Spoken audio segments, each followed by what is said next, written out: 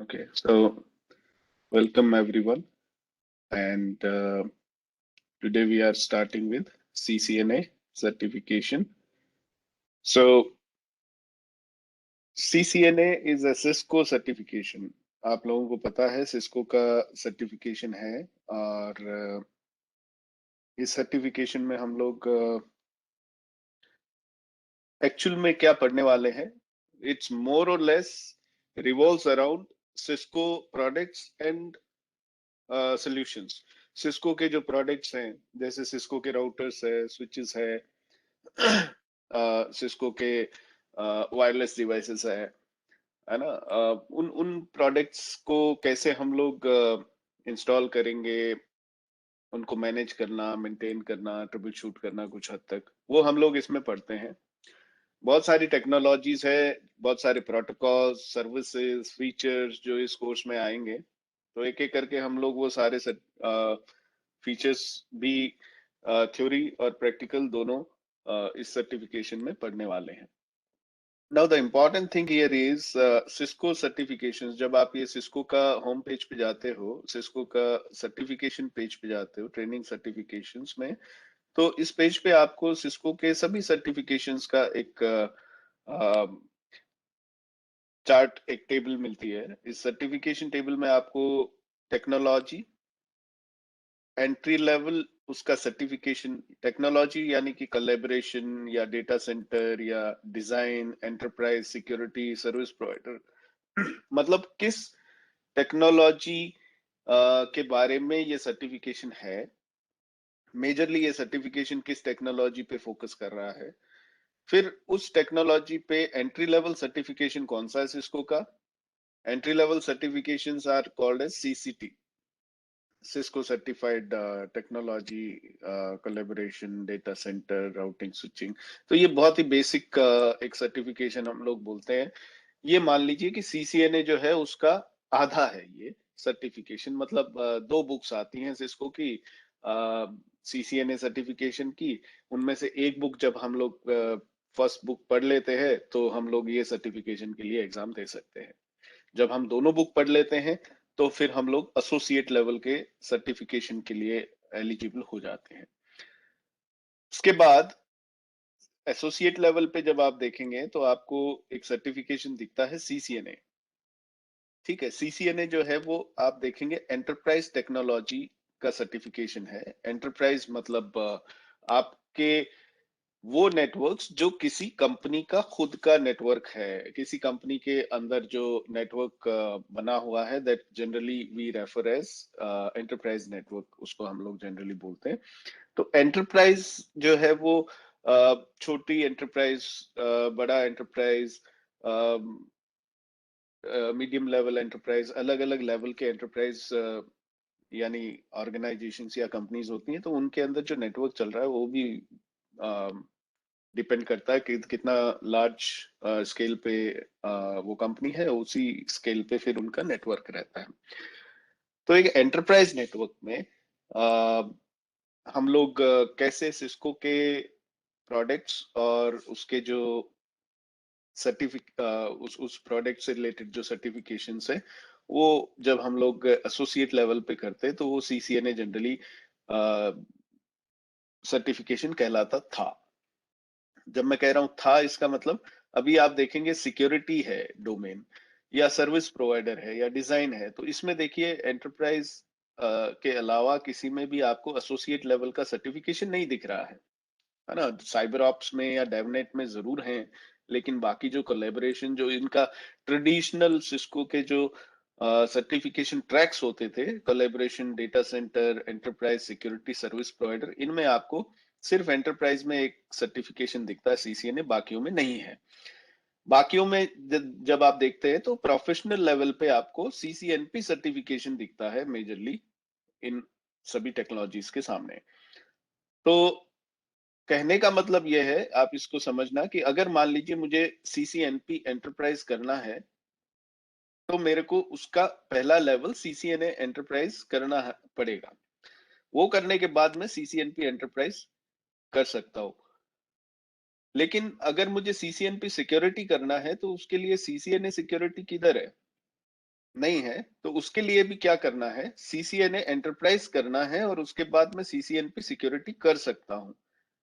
यानी CCNP service provider मुझे करना है, तो उसके लिए भी एंट्री लेवल कोर्स कौन सा है, सीसीएनए एंटरप्राइज। अगर मुझे सीसीएनपी कोलैबोरेशन करना है या डेटा सेंटर करना है, तो भी मेरे लिए एसोसिएट लेवल पे सर्टिफिकेशन कौन सा है, CCNA enterprise.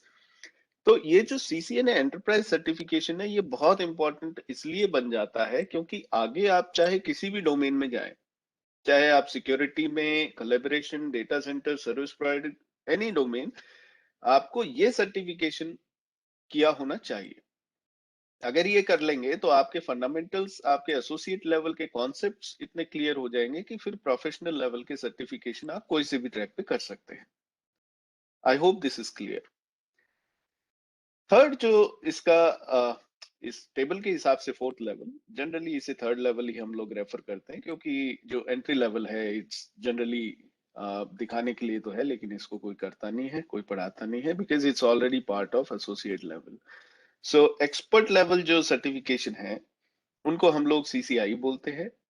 NP is professional level, I is expert level. So expert level certification में अभी जो ट्रैक्स चल रहे हैं, collaboration, data centre, DevNet, DE, this is design expert, enterprise, wireless, security, service provider, ये सारे आपके एक्सपर्ट लेवल सर्टिफिकेशंस हैं। तो हॉप बाय हॉप जाना रहता है, पहले एसोसिएट कीजिए, फिर प्रोफेशनल, फिर एक्सपर्ट। एसोसिएट आपको जो सर्टिफिकेशन सबसे इंपॉर्टेंट है वो सीसीएनए जो आप करने वाले हैं, उसके बाद फिर कोई सा भी ट्रैक जो आपको पसंद हो वो ट्रैक पे आप आगे प्रोफेशनल या एक्सपर्ट सर्टिफिकेशन कर सकते हैं। NA level generally 30 to 40 days में क्लियर हो जाता है, प्रोफेशनल में लगभग 2 महीने, 2.5 महीने, और एक्सपर्ट लेवल में और आगे 4-6 महीने लग जाते हैं in general. It all depends on how much efforts you put in to learn and understand the technology and concepts। ठीक है, अगर आप अच्छे से मेहनत करते हो, इसको टाइम देते हो, तो चीजें अच्छे से आप सीख पाओगे और आप एक्सपर्ट लेवल तक कर सकते हो। A lot of my students have done expert level certifications। ना ना करते भी करीब 40 से 50 एक्सपर्ट लेवल सर्टिफिकेशंस मेरे स्टूडेंट्स के पास में हैं। और मैंने खुद ने एक्सपर्ट लेवल के सर्टिफिकेशन किए हैं, डेटा सेंटर, एंटरप्राइज, सिक्योरिटी और सर्विस प्रोवाइडर, इन 4 ट्रैक्स पे। तो मेरा जो कोर एरिया ऑफ एक्सपर्टीज है वो एंटरप्राइज है, लेकिन उसके अलावा डेटा सेंटर, सिक्योरिटी और सर्विस प्रोवाइडर डोमेन का भी मेरे को अच्छा नॉलेज है। तो अगर आपके कोई भी सवाल इन टेक्नोलॉजी से रिलेटेड भी आते हैं इस कोर्स के दौरान, तो I will try to address those questions and queries. तो यहाँ तक क्लियर है सभी को? अब जब भी मैं पढ़ाऊंगा, आपसे अगर मैं कोई क्वेश्चन पूछूंगा तो आप चैट पे यस या नो रिप्लाई कर सकते हैं।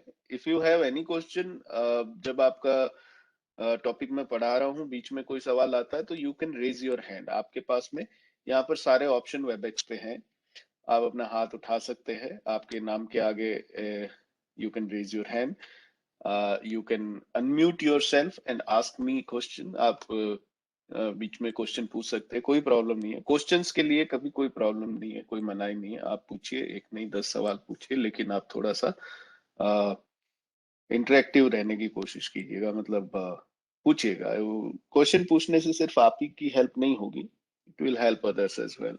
जो बाकी लोग हैं उनको भी हेल्प मिलती है चीजें समझने में। कई बार आप पूछ नहीं पाते हैं, तो कोई और अगर वही क्वेश्चन पूछता है तो आपका भी डाउट क्लियर हो जाता है। सो ask questions. Okay, now CCNA. तो ये जो सीसीएनए सर्टिफिकेशन हम लोग पढ़ने वाले हैं एंटरप्राइज, इस सर्टिफिकेशन में हम लोग क्या पढ़ने वाले हैं एग्जैक्टली exactly, इसके जो कंटेंट्स है वो क्या है, वो एक बारी हम देख लेते हैं। तो पिछले 2 साल में जिसने भी सीसीएनए किया है और वो रिवाइज करने वाले हैं, तो उनको कुछ चीजें यहाँ पर नई जरूर दिखेंगी। तो ये जो पूरा सर्टिफिकेशन है सीसीएनए, इसको एग्जाम के पॉइंट ऑफ व्यू से यहाँ पर आप देखेंगे परसेंटेज में टेक्नोलॉजी को इन्होंने डिवाइड करके लिखा है। तो नेटवर्क फंडामेंटल्स 20%, इसका मतलब जो एग्जाम में आपके क्वेश्चंस होंगे, ये 120 मिनट्स का सीसीएनए का एग्जाम होता है, ऑनलाइन एग्जाम जो आप देंगे, ये इसका एग्जाम कोड है 200-301। इस एग्जाम में जो आपका 2 घंटे का एग्जाम है, करीब करीब 100 सवाल तक पूछे जा सकते हैं। इस एग्जाम में आपके 20% जो टॉपिक्स है, जो क्वेश्चंस है, वो फंडामेंटल से आएंगे। 20% network access, IP connectivity 25%, IP services 10, security 15 और ऑटोमेशन प्रोग्रामेबिलिटी 10%। तो ये अनुपात में आपको एग्जाम में क्वेश्चंस पूछे जाते हैं। अब आप देखेंगे यहाँ IP connectivity has the highest, will have the highest number of questions। 20% fundamentals network access. तो ये जो शुरू के जो 3 टॉपिक है, यही लगभग 65% आपके एग्जाम टॉपिक्स कवर कर लेते हैं। तो यानी कि ये बड़े इंपॉर्टेंट है। Fundamentals very very important, network access again very important point, IP connectivity is like the largest chunk of questions you'll get from it। अब देखिए जब इसको मैं और एक्सपेंड करता हूं तो आपको दिखेंगे कुछ टॉपिक्स जो इन टेक्नोलॉजीज के अंडर डिफाइन किए हैं। जैसे फंडामेंटल्स में हम लोग क्या पढ़ते हैं, राउटर्स के बारे में, है ना, layer 2 layer 3 switches, next generation firewalls and IPS, access points जो वायरलेस नेटवर्क में यूज करते हैं, controllers. Controllers is very fairly new concept we have in modern networks। तो कंट्रोलर्स के बारे में मैं आपको बताऊंगा, Cisco DNA centre and WLC, so इसका इंट्रोडक्शन है, थ्योरी है। एंड पॉइंट्स, सर्वर्स, सो ये सारे जो है ये नेटवर्क कंपोनेंट्स। जब हम लोग पढ़ते हैं कि एक नेटवर्क किन किन चीजों से मिलके बनता है, तो एक नेटवर्क के अंदर ये सारी चीजें होती है, तो इनका थोड़ा थोड़ा इंट्रोडक्शन सभी का होगा। फिर उसके बाद नेटवर्क टोपोलॉजी। भाई एक जो नेटवर्क आप डिजाइन करते हो, वो नेटवर्क का डिजाइन कौन बनाता है, तो उनको हम लोग बोलते हैं नेटवर्क आर्किटेक्ट्स। तो नेटवर्क आर्किटेक्ट्स जो है वो डिजाइन करने के टाइम नेटवर्क को किन चीजों को कंसिडर करके डिजाइन करते हैं, या एक एक फ्लैट डिजाइन है जो किसी भी नेटवर्क में यूज कर सकते हैं, ऐसा नहीं है। हर नेटवर्क जो है उसका रिक्वायरमेंट के हिसाब से, उस पे चलने वाले फीचर्स, सर्विसेज, प्रोटोकॉल्स के हिसाब से डिजाइन चेंज होता है। तो हर एंटरप्राइज का नेटवर्क जब आप देखेंगे तो हाल आपको हो सकता है कि मोटे तौर पे लगे कि ये नेटवर्क तो सेम ही सा है, राउटर लगे, स्विच लगे हैं, फायरवॉल लगा है, इंटरनेट से कनेक्टिविटी है, यूजर्स कनेक्टेड है और सब आपस में कम्युनिकेट कर रहे हैं। तो मोटा मोटे तौर पे आपको ये just a moment, someone has pinged. Okay, so मोटे तौर पे सेम ही दिखता है, लेकिन वो सेम नहीं है। वो कई तरह के अलग अलग डिजाइन होते हैं। थोड़ा सा जब हम इनको समझेंगे तब आप उनको डिफ्रेंशिएट कर पाओगे। तो 2 tier design, 3 tier, spine and leaf, वैन, SOHO, on premise and cloud. Cloud का नाम आपने बहुत सुना होगा आजकल नेटवर्क्स में। Cloud is one of the very hot topics. तो ये हम लोग नेटवर्क डिजाइन, टोपोलॉजीज, आर्किटेक्चर्स में पढ़ेंगे इन इन सभी के बारे में। तो ये पढ़ने के बाद क्या होगा, ये पढ़ने के बाद आपको ये आइडिया लग जाएगा नेटवर्क देख के कि ये नेटवर्क 2 टियर है या 3 टियर है, या ये स्पाइन एंड लीफ है। तो जिस भी टाइप का नेटवर्क होगा आप उसको देख के उसका टोपोलॉजी, और आप ये पहचान सकते हो कि ये नेटवर्क किस आर्किटेक्चर को फॉलो कर रहा है, क्यों कर रहा है। ये हो सकता है आप कुछ हद तक समझ भी पाओ, कुछ हद तक ना भी, क्योंकि ये एसोसिएट लेवल सर्टिफिकेशन है। तो हम लोग डिजाइन पे इतना फोकस नहीं करते हैं। आप जब प्रोफेशनल लेवल पे जाते हो, सीसीएनपी करते हो, तो आप फिर इस सवाल का जवाब ढूंढ पाते हो कि यार ये नेटवर्क आर्किटेक्चर इस एंटरप्राइज में क्यों यूज किया है, या ये वाला क्यों नहीं किया, या फिर ये डिवाइस यहाँ क्यों लगा दिया, या फिर ये वाला डिवाइस यहाँ पर क्यों नहीं लगाया। ये सब जो आपके सवाल होते हैं, इनके जवाब आप उस समय समझ पाओगे। एनए के बाद जरूरी नहीं है आप ये सब सवालों के सवाल समझ पाओ, क्योंकि आपका जो रोल होता है as a CCNA engineer, CCNA certified engineer, your role will be very much restricted to uh, putting in configurations on the devices, to uh, to manage the devices using some services like SNMP, like logging, like we'll come to those. आप लोग कुछ हद तक trouble shoot भी कर पाओगे network को, बहुत बहुत ज्यादा हैवी ट्रबल शूटिंग तो नहीं, इन डेप्थ ट्रबल शूटिंग नहीं, बट एक ऑपरेशंस में इंजीनियर के रोल्स होते हैं, लेवल 1, लेवल 2, लेवल 3 ऐसा करके रोल्स होते हैं। तो आप लेवल 1 इंजीनियर होंगे, जहां पर आप कोई इशू आता है कस्टमर का तो आप उसको देखेंगे, और अगर आपसे नहीं होता है तो you will pass it on to level 2 engineer. अब आप उसको दोगे, क्योंकि ही और she would be more experienced, and वो लोग जो है वो ज्यादा हो सकता है आपसे ज्ञानी हो और इशू को अच्छे से हैंडल कर पाए। तो आपका जो लेवल होगा वो एंट्री लेवल है, लेवल 1 इंजीनियर। तो आपके लिए बॉर्डर लाइंस रहेंगी, ठीक है। आप हर चीज में इन्वॉल्व नहीं रहेंगे, लेकिन जिन चीजों में आप इन्वॉल्व रहेंगे वो चीजों को आपको करना है, वही हम लोग सीखेंगे। उसके बाद आता है केबलिंग, केबल्स कैसे यूज करते हैं नेटवर्क में, वो हम लोग देखेंगे। देन केबल इश्यूज, क्या क्या केबल इश्यूज आते हैं, collisions, errors, mismatch, duplex, speed वगैरह, इनसे रिलेटेड कुछ इश्यूज। टीसीपी, यूडीपी, ये दो बहुत ही इंपॉर्टेंट लेयर 4 प्रोटोकॉल्स हैं, जिनको हम लोग ओएसआई रेफरेंस मॉडल पढ़ेंगे तो वो टाइम पे समझेंगे। Then comes verify IP addressing and subnetting. So IP addressing, subnetting, ये बहुत इंपॉर्टेंट टॉपिक है। कई बार कई लोग जो है वो इसको सीरियस नहीं लेते, क्योंकि आईपी एड्रेसिंग के लिए या सबनेटिंग के लिए स्पेशली कैलकुलेटर्स वगैरह ऑनलाइन अवेलेबल है, लेकिन वो तभी काम करते हैं जब आप जॉब पे बैठे हैं और आपके पास में कोई क्वेरी आता है। लेकिन वो जॉब तक पहुंचने के लिए, एग्जाम को पास करने के लिए आपको कैलकुलेटर नहीं मिलेगा, तो आपको ये चीज अच्छे से समझनी है। It's very very important topic, है ना। ऐसे ही हम लोग IPv4, IPv6 दोनों टाइप के आईपी एड्रेसिंग समझते हैं। IPv6 के बारे में ये कुछ important points. Then verify IP parameters for client OS. This is very simple. This is nothing, means just a verification for ये विंडोज पे, मैक पे, लाइनेक्स पे कैसे आईपी वगैरह हम लोग चेक करते देते वो सब है। तो I might not get into this. फिर वायरलेस, वायरलेस का कुछ पार्ट है हमारे यहाँ सीसीएनए सर्टिफिकेशन में। वायरलेस नेटवर्क्स के फंडामेंटल्स, वायरलेस से रिलेटेड जो भी फीचर्स होते हैं, वायरलेस के जो भी कंपोनेंट्स हैं, उसके वायरलेस नेटवर्क के फ्रीक्वेंसी लेवल्स, उसके चैनल्स, उसके फ्री चैनल्स, उसके सिक्योरिटी पैरामीटर्स, और बहुत सारी चीजें हैं वायरलेस से रिलेटेड जो हम लोग पढ़ेंगे। वर्चुअलाइजेशन, वीएम, वर्चुअल मशीन्स आप लोग ने VMware पे बनाया होगा, या माइक्रोसॉफ्ट हाइपर वी। तो कोई भी हाइपरवाइजर यूज करके हम लोग वर्चुअल मशीन्स जब भी बनाते हैं तो वो एक वर्चुअलाइजेशन का पार्ट है।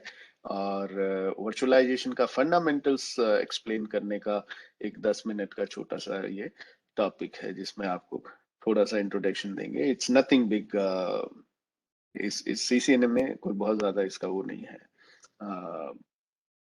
Portion. Then switching concept, switching पढ़ेंगे, ठीक है। स्विचिंग में स्विच क्या करता है, MAC learning, frame switching, frame flooding, यानी स्विच एक एसेंशियली लेयर 2 लेयर 3 स्विच कैसे काम करते हैं वो हम लोग पढ़ेंगे।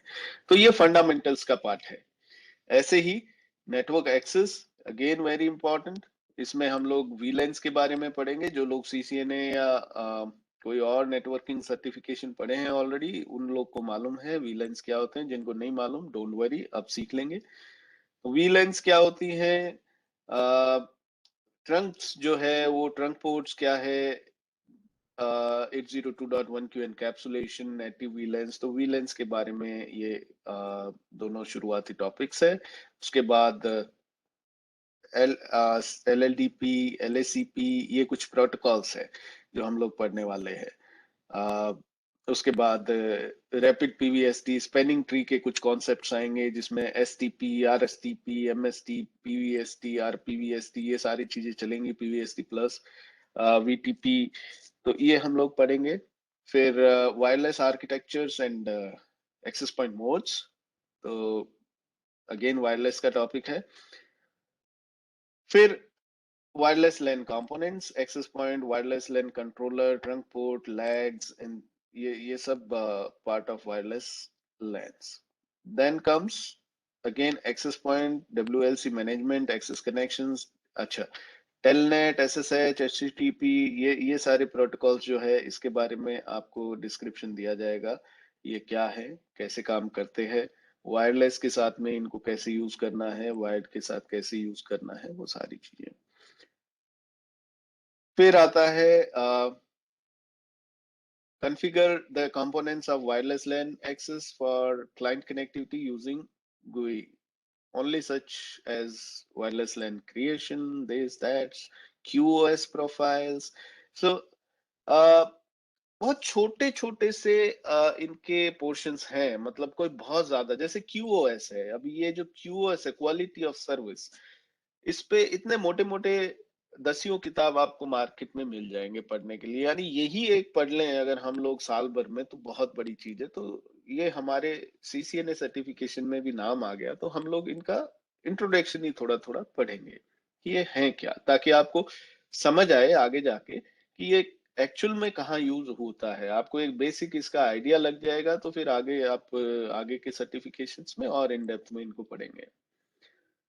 IP कनेक्टिविटी, ये इंपॉर्टेंट है। यहाँ पर राउटिंग, स्विचिंग है या नहीं, I am not sure. OSPF, IPv4, IPv6, static routing, है ना, राउटर कैसे फॉरवर्डिंग करता है, तो this is all about routers. IP connectivity is all about layer 3 routers. और फिर FHRP, कुछ जो HSRP, VRRP, GLBP, इस टाइप के कुछ प्रोटोकॉल्स होते हैं जिनको हम लोग फर्स्ट हॉप रिडंडेंसी प्रोटोकॉल बोलते हैं, उनके बारे में भी हम लोग पढ़ेंगे। So IP connectivity is all about routing. Then comes IP services. ये बहुत इंपॉर्टेंट है। एक CCNA लेवल के इंजीनियर जब इंडस्ट्री में जॉब की शुरुआत करते हैं, तो उनको ना मैनेजमेंट का या IP सर्विसेज का काम काफी मिलता है कि आपको मॉनिटरिंग करना है ना। आपको कभी कोई इशू आए तो वो मॉनिटरिंग में आपको पता लग जाता है, कोई मैसेज, कोई लॉग, या फिर कोई अलार्म, या फिर कोई मेल, या फिर कोई नोटिफिकेशन आपको आता है कि आपके नेटवर्क में ये डाउन हो गया, ये आपके फ्लैप हो गया, या ये आपका रीलोड हो गया, या what ever.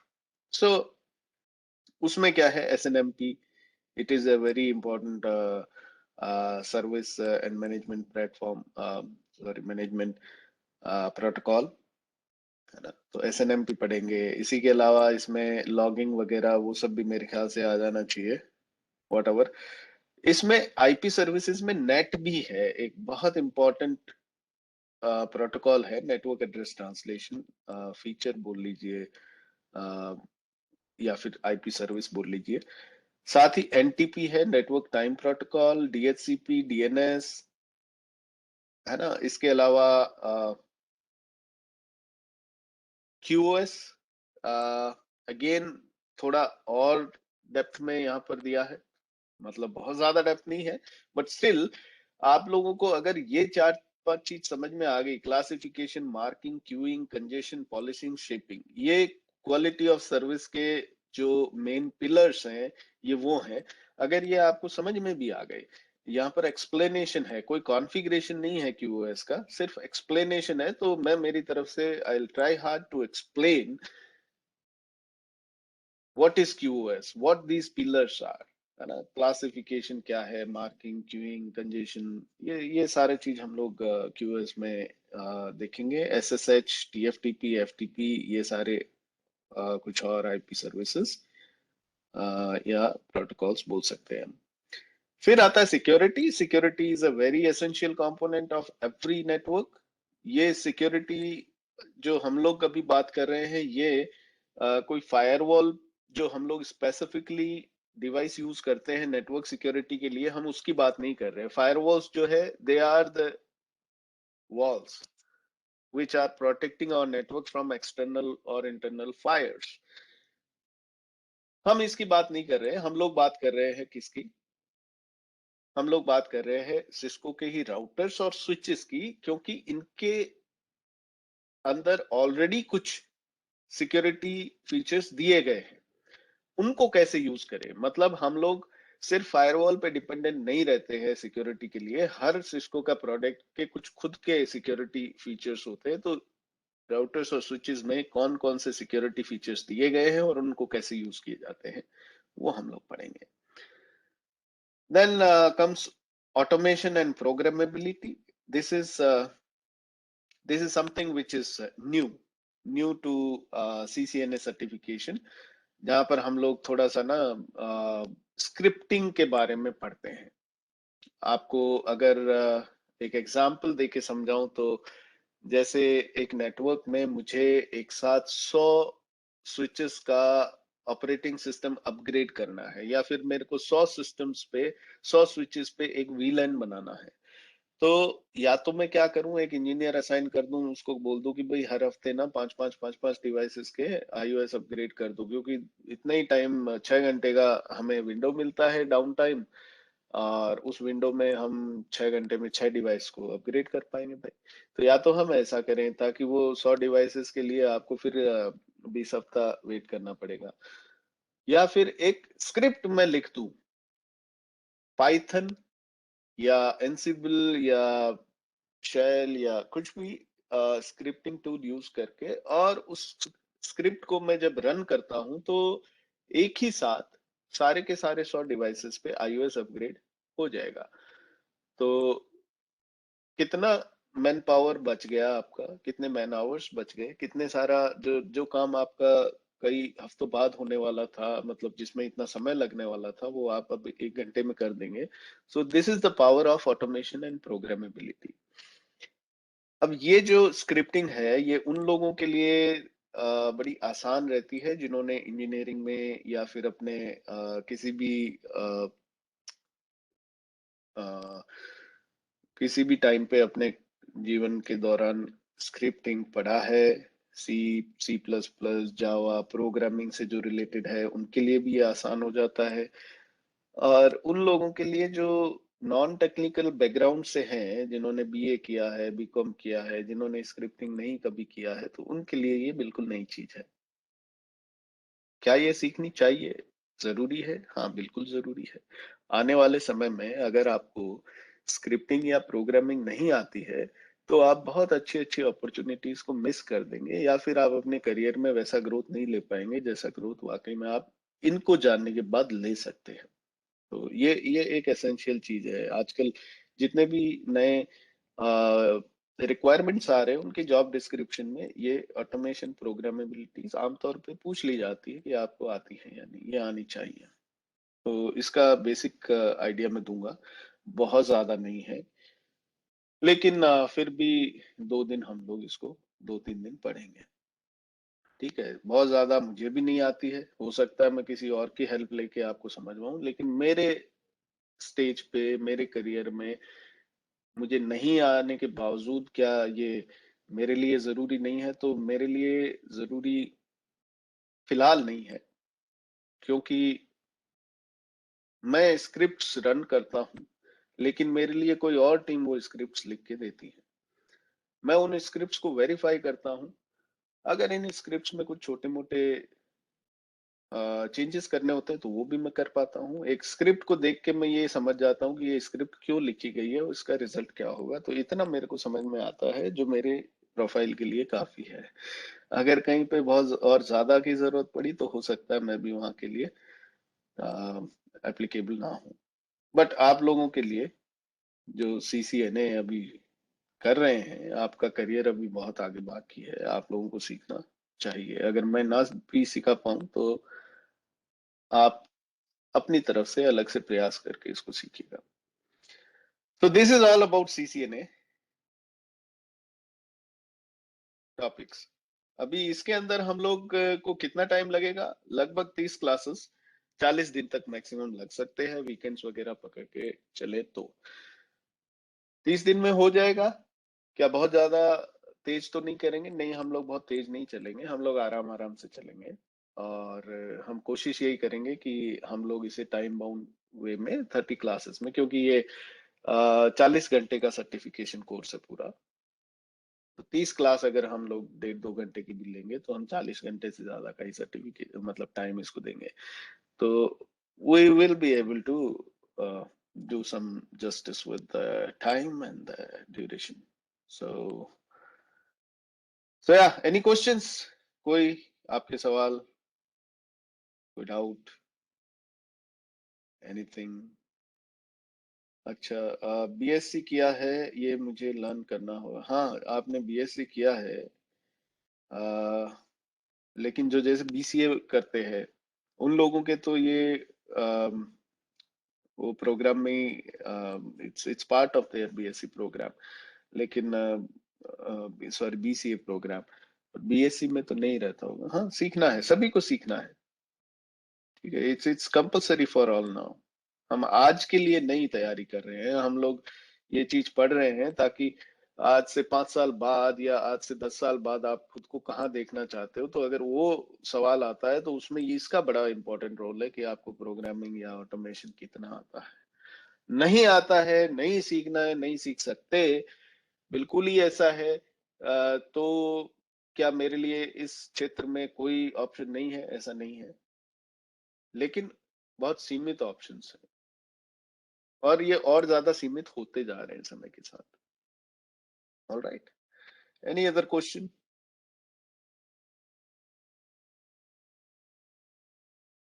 All right, so let's begin with a basic uh, very basic thing. Let me quickly open a new window.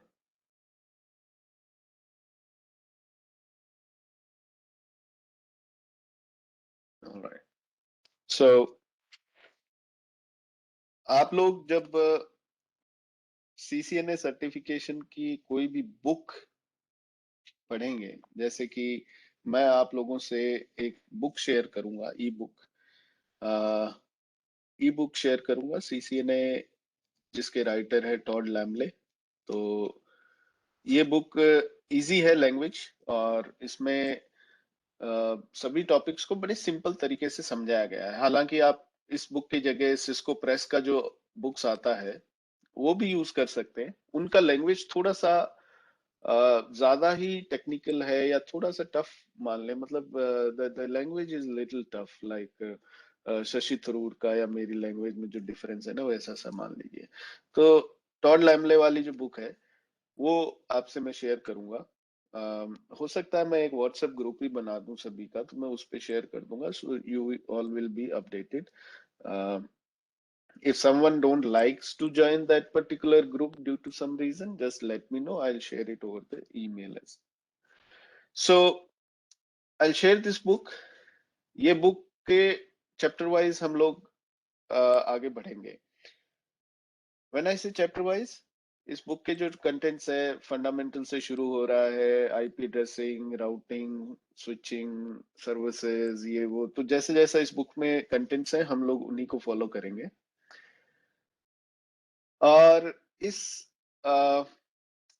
Book के हर चैप्टर के पीछे कुछ क्वेश्चन आंसर्स दिए गए हैं, है ना। तो in the at the beginning of the chapter and sometimes at the end of the chapter, so आपको ये क्वेश्चंस है ना आपको करने हैं, और जो नहीं आता है समझ में उसका आंसर इस बुक के ही एंड में दिया हुआ है। और अगर फिर भी नहीं समझ में आता है कि ये आंसर क्यों है, तो फिर मैं हूं, मुझसे पूछिएगा कि भाई ये पर्टिकुलर क्वेश्चन का ये आंसर क्यों है। I'll explain why this is the answer, because it's very important। आपको पता है, आप जब एग्जाम देंगे, ऑनलाइन एग्जाम, अगर किसी को देना है तो वो ऑनलाइन एग्जाम में ऐसे ही क्वेश्चंस होंगे जैसे आपके बुक में दे रखे हैं। और उसमें आपको दिया रहता है ऑनलाइन एग्जाम में कि ये नीचे गए दिए गए 5 जो ऑप्शंस है इनमें से कोई 3 चूज करो, एनी 3। जैसे एनी 1, एनी 2, एनी 3 ऐसे आते हैं क्वेश्चंस। तो आपको लगता है कि यार ये सारे ही 5 ठीक ही लग रहे हैं, तो विच 3 आई शुड यूज। तो कई बार जो है वो ऐसा अ, चीजों को आपको देखना पड़ता है आंसर्स में जो आपके सही या गलत का निर्णय कर देती है। आप एक एक बार अगर आप सरसरी निगाह से देखेंगे तो सब सही लगेगा, लेकिन अगर आप गौर से उसको देखेंगे, उन चीजों को जो मैं बताऊंगा आइडेंटिफाई करने की कोशिश करेंगे, तो आपको सही और गलत का डिफरेंस समझ में आ जाएगा। लेकिन फिर भी नहीं आता तो मैं हूं, लेकिन ये करना जरूरी इसलिए क्योंकि एग्जाम पास करना है या फिर इंटरव्यू पास करना है, तो you have to actually look at the things from that perspective. वो पर्सपेक्टिव आपको मिलेगा इनको करने से। So it's very important. दूसरा चीज, लैब। इस बुक में हर टॉपिक का लैब दिया है, जो भी हम लोग पढ़ेंगे, चाहे वो राउटिंग हो, चाहे वो स्विचिंग हो, चाहे वो सर्विसेज हो, वायरलेस हो, एनीथिंग। इस बुक में लैब्स दी गई हैं और वो लैब्स जो है वो बिल्कुल अच्छी लैब्स दी गई है विद सॉल्यूशंस। तो वो लैब्स आपको करनी है। इन लैब्स के अलावा मैं आपको एक और अलग से लैब गाइड दूंगा। I will give you one lab guide. That lab guide you can use for your practice at home.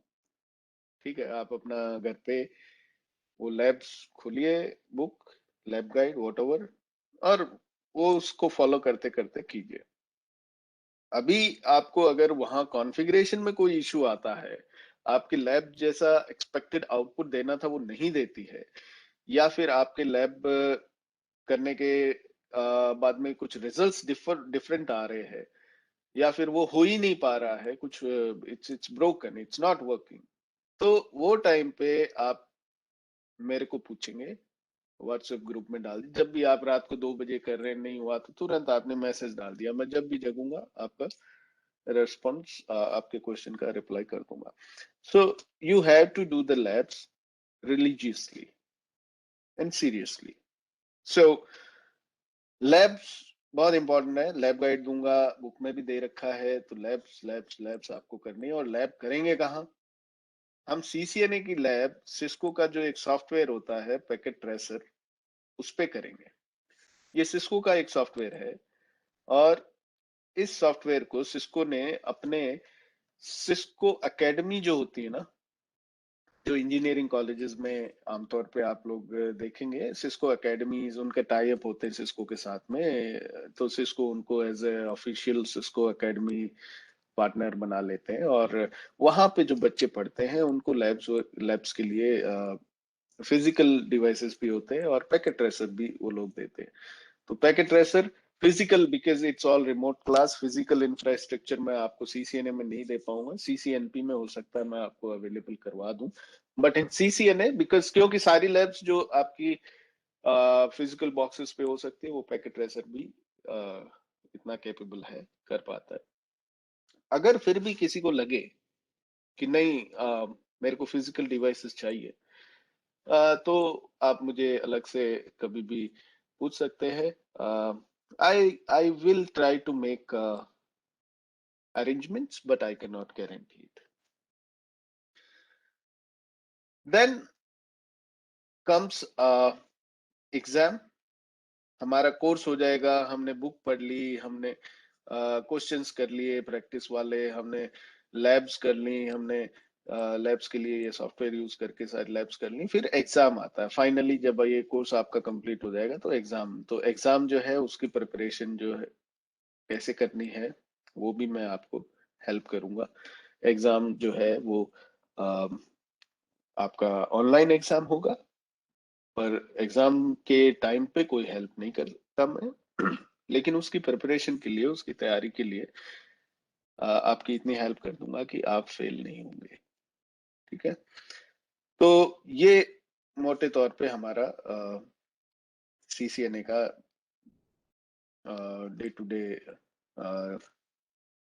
Programme रहेगा। लगभग 30 classes, 40 days. Okay. Now daily 2 घंटे हम लोग क्लास करेंगे, 2 hours डेली. एंड जो ये टाइम है इसी टाइम पे करेंगे, 6:30 to 8:30 IST. हो सकता है किसी दिन मेरे को कुछ अर्जेंट अगर ऑफिस का काम आ गया तो मैं कुछ समय के लिए क्लास जो है वो मेरे को आगे पीछे करना पड़ सकता है, may be sometimes, I don't know when. कब होगा कैसे होगा मुझे नहीं पता, कुछ अर्जेंट कभी भी आ गया, क्योंकि ये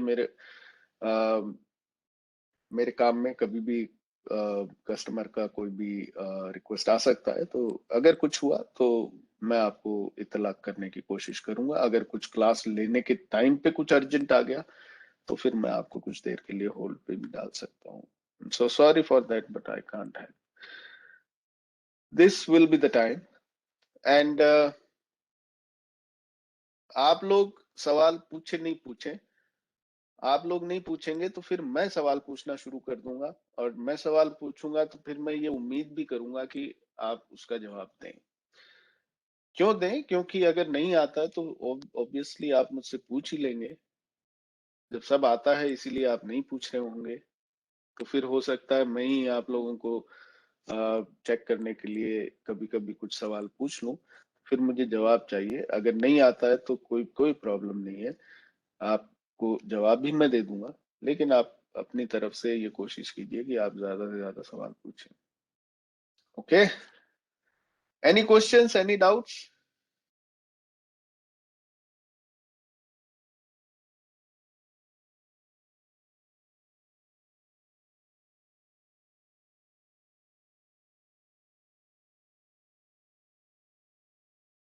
okay, all right, so let's begin then.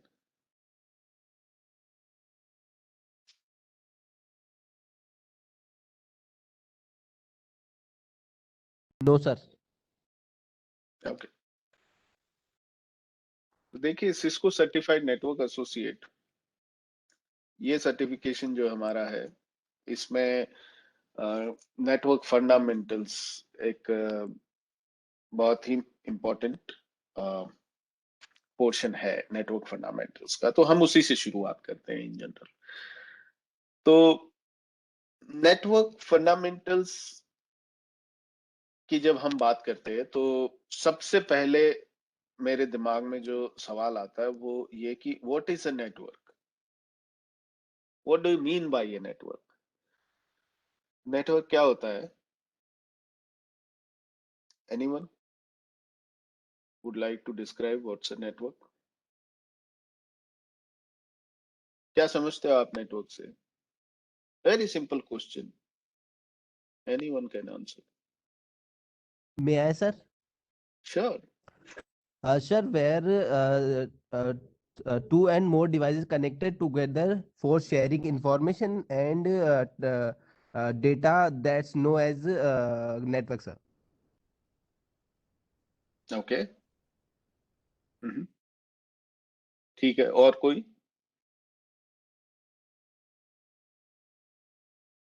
interconnectivity of devices or people to share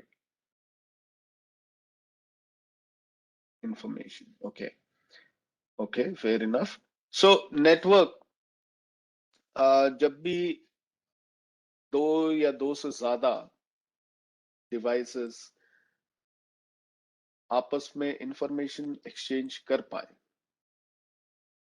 ठीक है, जैसे मैं डिवाइस बोल रहा हूँ, ऐसे ही अमीशा ने बहुत ही इंपॉर्टेंट चीज यहाँ डाली, डिवाइसेस और पीपल. यस, लोग भी हो सकते हैं, जैसे हम अभी आपस में बात कर पा रहे है ना, तो हमारा भी एक नेटवर्क बन रहा है. पहले मेरे नेटवर्क में हो सकता है आप में से काफी लोग नहीं होंगे, आज हैं. ऐसे ही दो या दो से ज्यादा डिवाइसेस जब आपस में हम लोग कनेक्ट करते हैं और वो इंफॉर्मेशन एक्सचेंज कर पाए तो उसे हम लोग नेटवर्क कहते हैं. Very simple, straight forward definition. तो एक नेटवर्क बनाने के लिए मुझे कुछ चीजों की जरूरत पड़ती है जिसको हम लोग बोलते हैं नेटवर्क कंपोनेंट्स, राइट? तो नेटवर्किंग के लिए कौन कौन से कंपोनेंट्स चाहिए हमें? तो एक नेटवर्क बनाने के लिए मुझे जाहिर सी बात है, जैसे मेरे ऑफिस में एक नेटवर्क है तो वहां पर कंप्यूटर्स है, या जिनको हम लोग एंड होस्ट बोलते हैं। ठीक है, मेरी राइटिंग बहुत खराब है, सॉरी, आप लोग माफ कीजिएगा, पर इट्स टू बैड। आप पूछ सकते हैं फिर से कि ये क्या लिखा है, एनी टाइम। कंप्यूटर्स हमें चाहिए एंड होस्ट, फिर इन कंप्यूटर्स को आपस में कनेक्ट करने के लिए मुझे कोई ना कोई डिवाइस चाहिए। तो आ, पहली बात तो क्या मैं दो कंप्यूटर्स को डायरेक्ट कनेक्ट कर दूं बिना किसी डिवाइस की हेल्प से? हाँ, कर सकते हो। तो किसके थ्रू कनेक्ट करोगे? किसी ना किसी मीडिया से कनेक्ट करोगे। हो सकता है आप केबल यूज करो, या हो सकता है वायरलेस। तो केबल वाला जो मीडिया उसे हम लोग गाइडेड मीडिया बोलते हैं, और वायरलेस वाला अनगाइडेड, है ना। ये सब आपने पहले पढ़े रहेंगे। तो मीडिया एक हमें चाहिए, माध्यम जिसके द्वारा इंफॉर्मेशन का आदान प्रदान होगा। ये गाइडेड हो सकता है केबल्स के द्वारा, ये अनगाइडेड हो सकता है वायरलेस, हवा में जो हमारे सिग्नल्स जाएंगे। We need a media.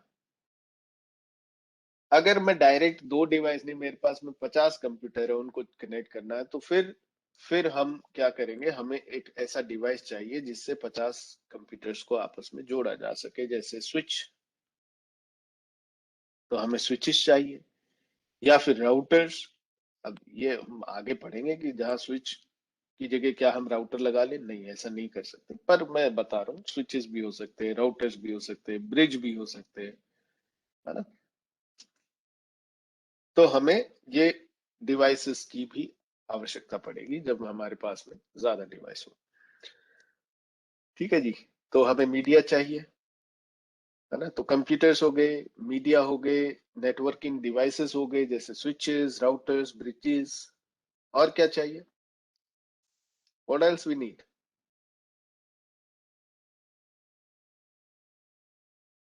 Network operating system. Network operating system क्या है? कि आपका कंप्यूटर जो है, उस कंप्यूटर पे अगर कोई ऑपरेटिंग सिस्टम नहीं होगा, जैसे विंडोज नहीं है या लिनक्स नहीं है, तो आप उसको कैसे कनेक्ट करोगे? आप बिना ऑपरेटिंग सिस्टम तो कनेक्ट नहीं हो सकता। आप जैसे सिस्को का भी राउटर या स्विच है, तो उसके अंदर भी एक सिस्को का ऑपरेटिंग सिस्टम है, जिसको सिस्को iOS या iOS XE या iOS XR या NXOS अलग अलग नामों से जानता है। तो अगर वो नहीं है तो नेटवर्किंग नहीं हो सकती, क्योंकि वो जो भाषा है आपस में बातचीत करके, नेगोशिएट करके, इंफॉर्मेशन एक्सचेंज करने की, वो भाषा जो है वो ऑपरेटिंग सिस्टम जो है होगा तभी बोली जा सकती है। तो अगर ये नहीं होगा तो नेटवर्किंग नहीं होगी। और एक जिसको हम लोग बोलते हैं NIC, नेटवर्क इंटरफेसिंग कार्ड। अगर आपके कंप्यूटर में NIC नहीं है तो भी नेटवर्किंग नहीं हो सकती। अगर लैन कार्ड ही नहीं है, अगर आपके इथरनेट का या वायरलेस का ऑप्शन ही नहीं है उसमें, तो नेटवर्किंग नहीं हो सकती। So you need a card. NIC, पहले अलग से कार्ड आते थे, आजकल ऑन बोर्ड आते हैं, इनबिल्ट आते हैं। तो अगर NIC नहीं है तो भी नेटवर्किंग नहीं हो सकती। तो these are the 5 networking components that we need to build a network. ये नेटवर्क बनाने के 5 मेन कंपोनेंट्स हैं। All right, net computers, media, networking devices, operating system and interfacing card.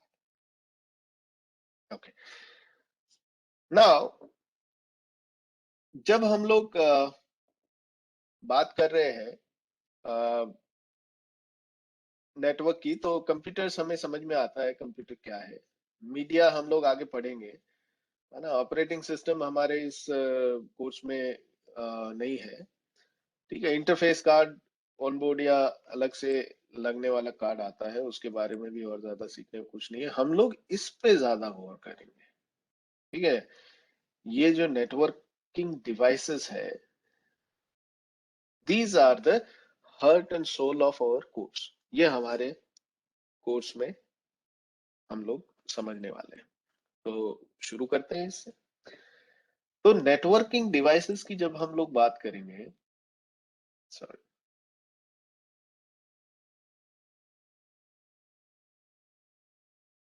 तो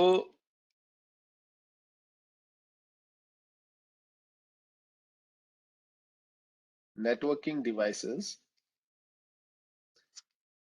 अलग अलग कई तरह के नेटवर्किंग डिवाइसेस होते हैं, जैसे हब, स्विच, ब्रिज, राउटर्स। तो ये डिवाइसेस क्या करते हैं और एक दूसरे से ये कैसे अलग है, ये हमें समझ में आना चाहिए। तो what is a hub? Would anybody like to explain what is a hub? Hub से क्या Hub, समझते हैं I आप? think just like a repeater. हाँ बोलिए। It's a work just like a repeater, sir. Repeater की तरह काम करता है, okay. Yes, sir. Is just a Or I reservoir. think हाँ sorry mega. It's kind of reservoir. Reservoir, okay. हाँ और कोई?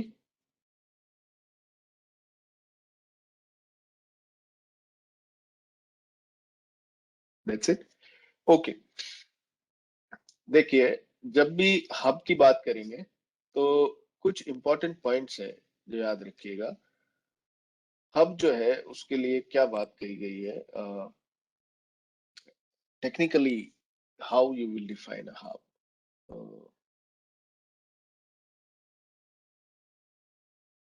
I'll take an easy option. Okay, yes, I can do that.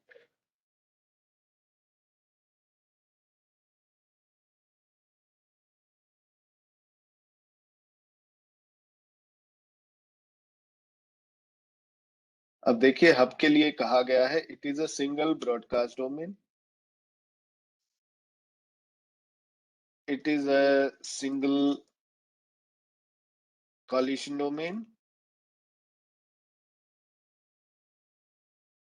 it works in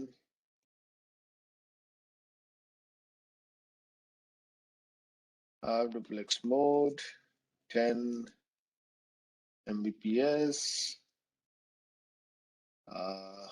shared bandwidth, and no memory, and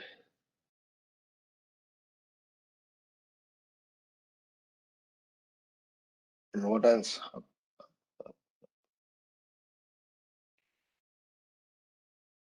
okay, hub के लिए ये सब जो points मैंने लिखा है, these all are the technical points about a hub. तो सबसे पहले लिखा हमने it is a single broadcast domain. अब देखो, ये जब हम लोग यहाँ दिए गए पॉइंट समझ लेंगे ना, तब तक हमें बहुत सारी नई चीजें समझ में आने वाली है। जैसे it is a single broadcast domain, इसका मतलब क्या है? Broadcast domain, what is a broadcast? Can someone tell me what is a broadcast? What do you mean by a broadcast?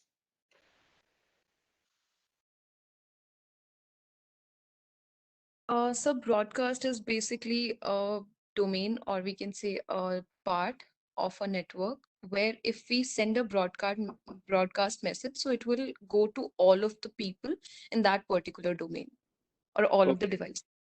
that is fine with respect to this particular point, but when I am asking what is a broadcast, how you will explain just a broadcast? Broadcast is basically a message which we send from one to all. Very good. So जब हम transmission की बात करते हैं ना network पे, कि network में सिग्नल ट्रांसमिट करते हैं इधर से उधर, तो ये ट्रांसमिशन तीन तरह से किया जा सकता है। पहला unicast, second is multicast, and third one is broadcast. The transmission is of three types: unicast, जिसको हम लोग बोलते हैं 1 to 1,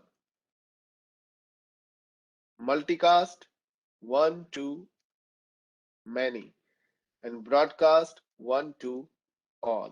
मतलब जब एक सेंडर हो और एक ही रिसीवर हो तो उस ट्रांसमिशन को हम बोलते हैं यूनिकास्ट ट्रांसमिशन। जब एक सेंडर हो और एक से ज्यादा रिसीवर हो तो उसे हम बोलते हैं मल्टीकास्ट ट्रांसमिशन। और एक नेटवर्क में जब एक सेंडर हो और बाकी सारे रिसीवर्स हो तो उसे हम लोग बोलते हैं ब्रॉडकास्ट ट्रांसमिशन। फॉर एग्जाम्पल, अभी मैं ये जो क्लास ले रहा हूं, इस नेटवर्क में हम सब लोग हैं। अभी मैं क्या कर रहा हूँ? यूनिकास्ट कर रहा हूँ, मल्टीकास्ट या broadcast? Sir broadcast. Very good, it's a broadcast, 1 to all, है ना? सबको भाई, मुझे छोड़ के, obviously I am the source, मुझे छोड़ के बाकी सभी इस जो भी मैं बोल रहा हूँ उसके रिसीवर्स है, तो मैं ब्रॉडकास्ट कर रहा हूँ। अब यूनिकास्ट मतलब जब मेरे नेटवर्क में एक सेंडर हो, एक रिसीवर, जैसे मान लो मैं स्पेशली अमित से कोई बात कर रहा हूँ, तो वो हमारा 1 to 1 ट्रांसमिशन है ना? जब मैं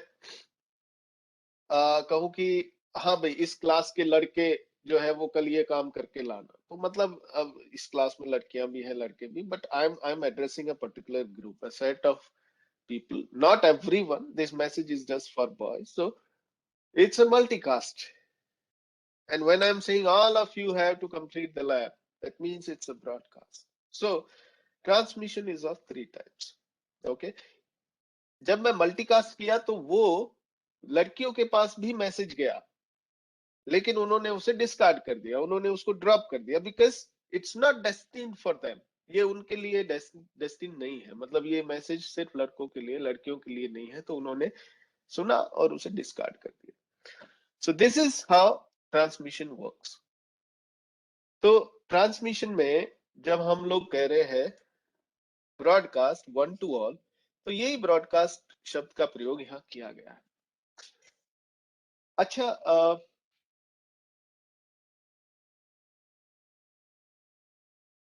नेटवर्क में ट्रांसमिशन तीन तरह से होता है। उसके अलावा मैं आपसे एक सवाल पूछता हूं, what do mean by half duplex? Half duplex क्या होता है? मतलब ये क्या है? What exactly is duplex? Half, full, whatever, duplex क्या होता है? Like at a time what we can say, like in the half duplex हम एक समय पे एक तरफ से डेटा भेज सकते हैं, like Quick we only communications. can send or we only can receive. We cannot do like send or receive at a time in the half duplex. I think sir, हम अगर किसी डिवाइस से कुछ communication कर रहे हैं तो hard device का मतलब ये है कि अगर कोई डिवाइस की है जो क्षमता है कि 10 Mbps है, तो हम कम्युनिकेशन करेंगे तो उसकी स्पीड है वो हमारी उसकी आधी हो जाएगी। जैसे 5 Mbps है, उसकी स्पीड हो जाएगी कम्युनिकेशन की। अच्छा जी, देखो Anyway, communication at the transmission, time, sir.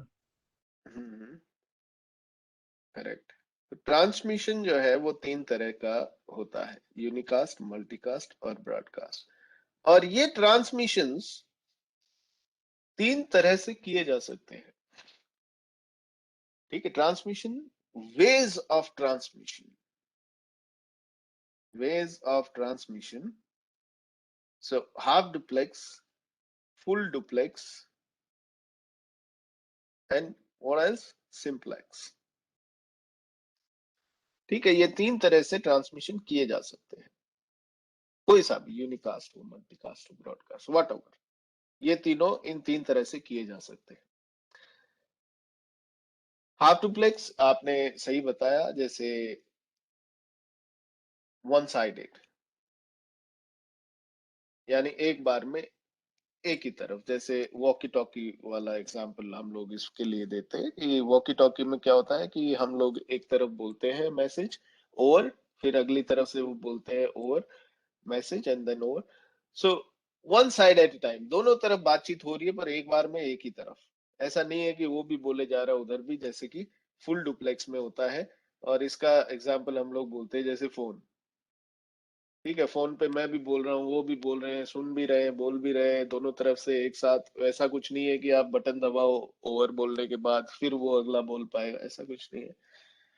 तो phone is a full duplex example. Simplex is one directional only, communication is possible but only in one direction, so like radio, like TV, जो आपका radio पे कोई भी FM channel आ रहा है तो उधर से आपके पास सिग्नल आ रहे हैं, कभी आपके रेडियो से वापस रेडियो मिर्ची के पास में नहीं जाता signal, correct? So it's one directional transmission only. Doordarshan से सिग्नल टीवी पे आ रहा है, टीवी से कभी दूरदर्शन नहीं जा रहा है, तो एक ही तरफ का जो ट्रांसमिशन हो तो उसे सिंप्लेक्स बोलते हैं, है ना। हाफ डुप्लेक्स जब दोनों तरफ कम्युनिकेशन पॉसिबल हो बट एक बार में एक ही साइड, दिस और दिस, है ना। और दूसरा जो है full duplex, this and this, okay, it's possible. So अब हम बात करेंगे, अच्छा इसमें किसी को कोई डाउट है? ट्रांसमिशन टाइप्स या फिर वेज ऑफ ट्रांसमिशन या communication, this is okay I guess. No sir.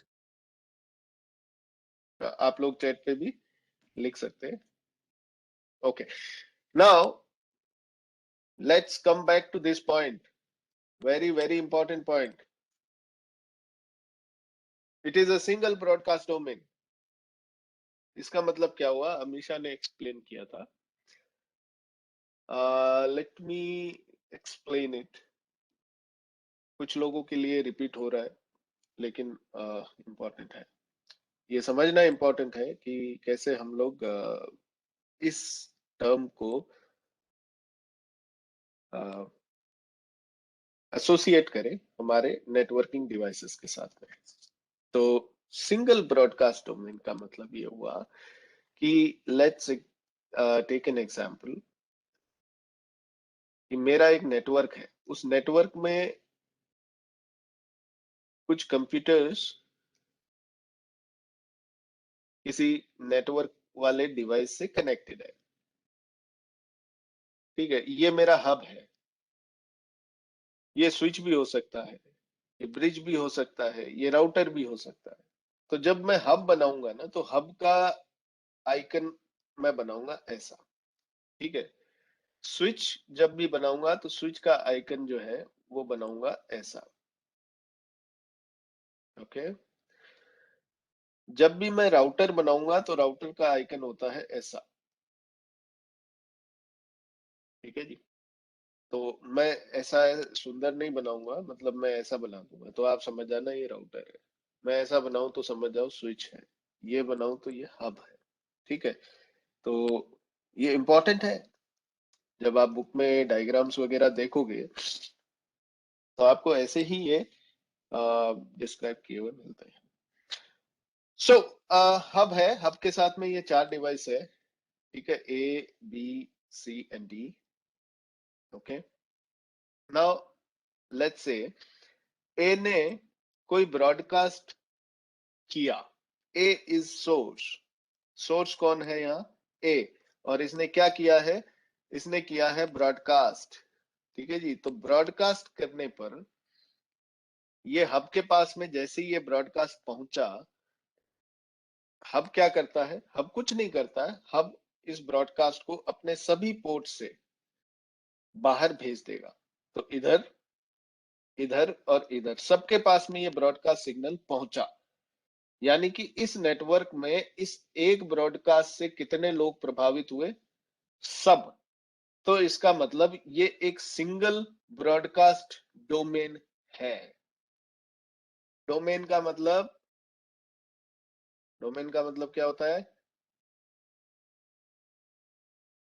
Group, domain का मतलब होता है ग्रुप, तो ये एक सिंगल ब्रॉडकास्ट का ग्रुप है। This group of devices is a single broadcast group और डोमेन, ठीक है जी।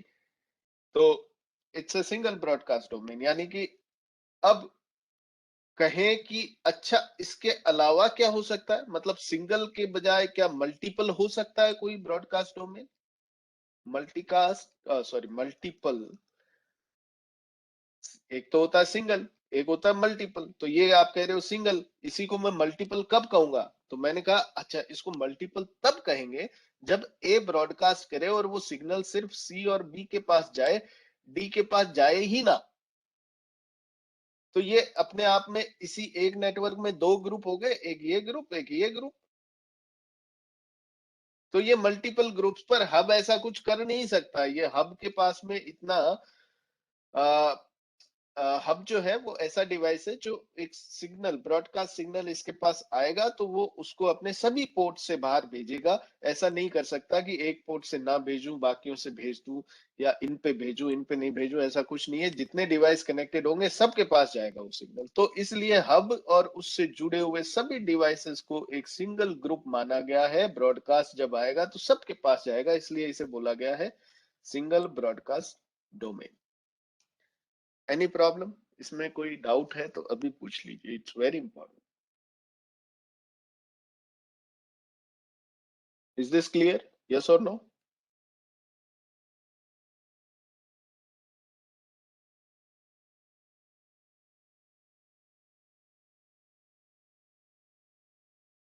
ओके, अब देखिए हब के बारे में ही एक और बात कही।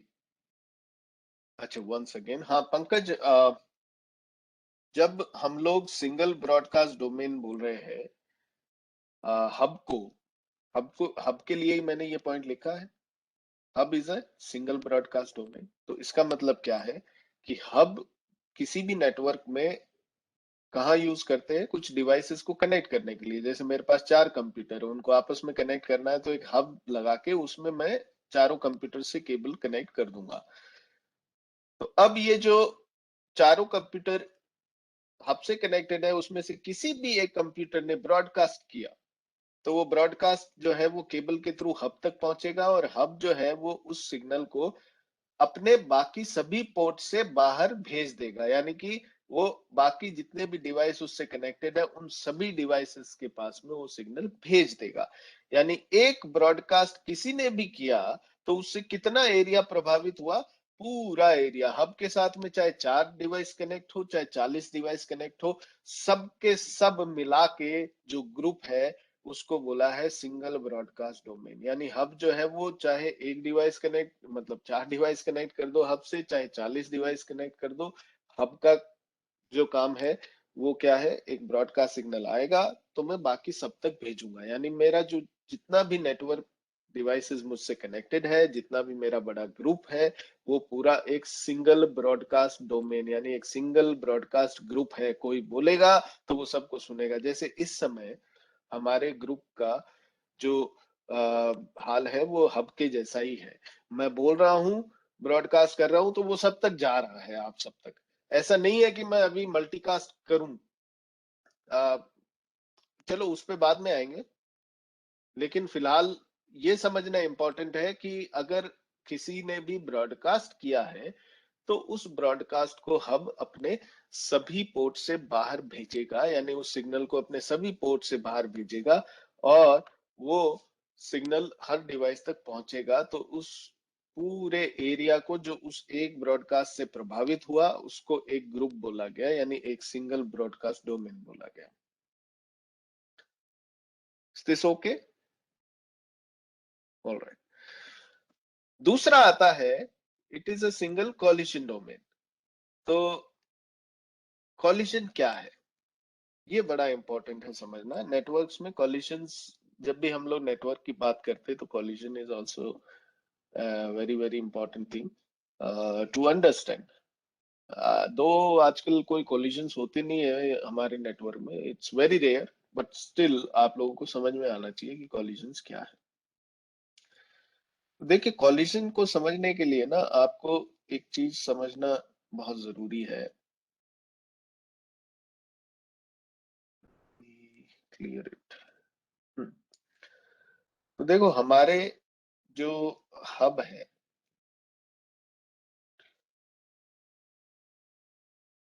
ओके, ये जो हब होता है,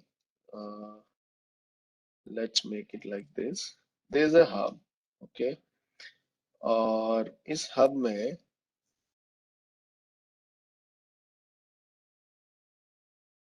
I'll quickly make a diagram.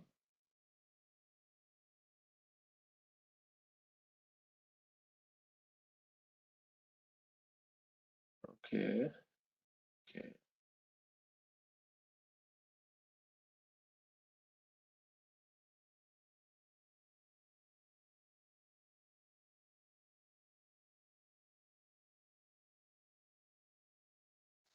Okay. और कुछ कंप्यूटर्स इस हब से कनेक्टेड है, ठीक है, ये ऐसे ही छोटे बड़े बन रहे हैं मुझसे, बट ऑल दीज आर, ये 5 कंप्यूटर है, ओके, एंड ये आपके हब के पोर्ट हो गए, ठीक है, जिसमें केबल लगेगी या वो पोर्ट है, ओके, और इन पोर्ट से कंप्यूटर के बीच में केबल लगा दी, सिंपल। अब देखिए ये हब है, हब के साथ में 5 कंप्यूटर्स कनेक्टेड है, A, B, C, D, E, okay. अब हम कहते हैं कॉलिजन क्या है।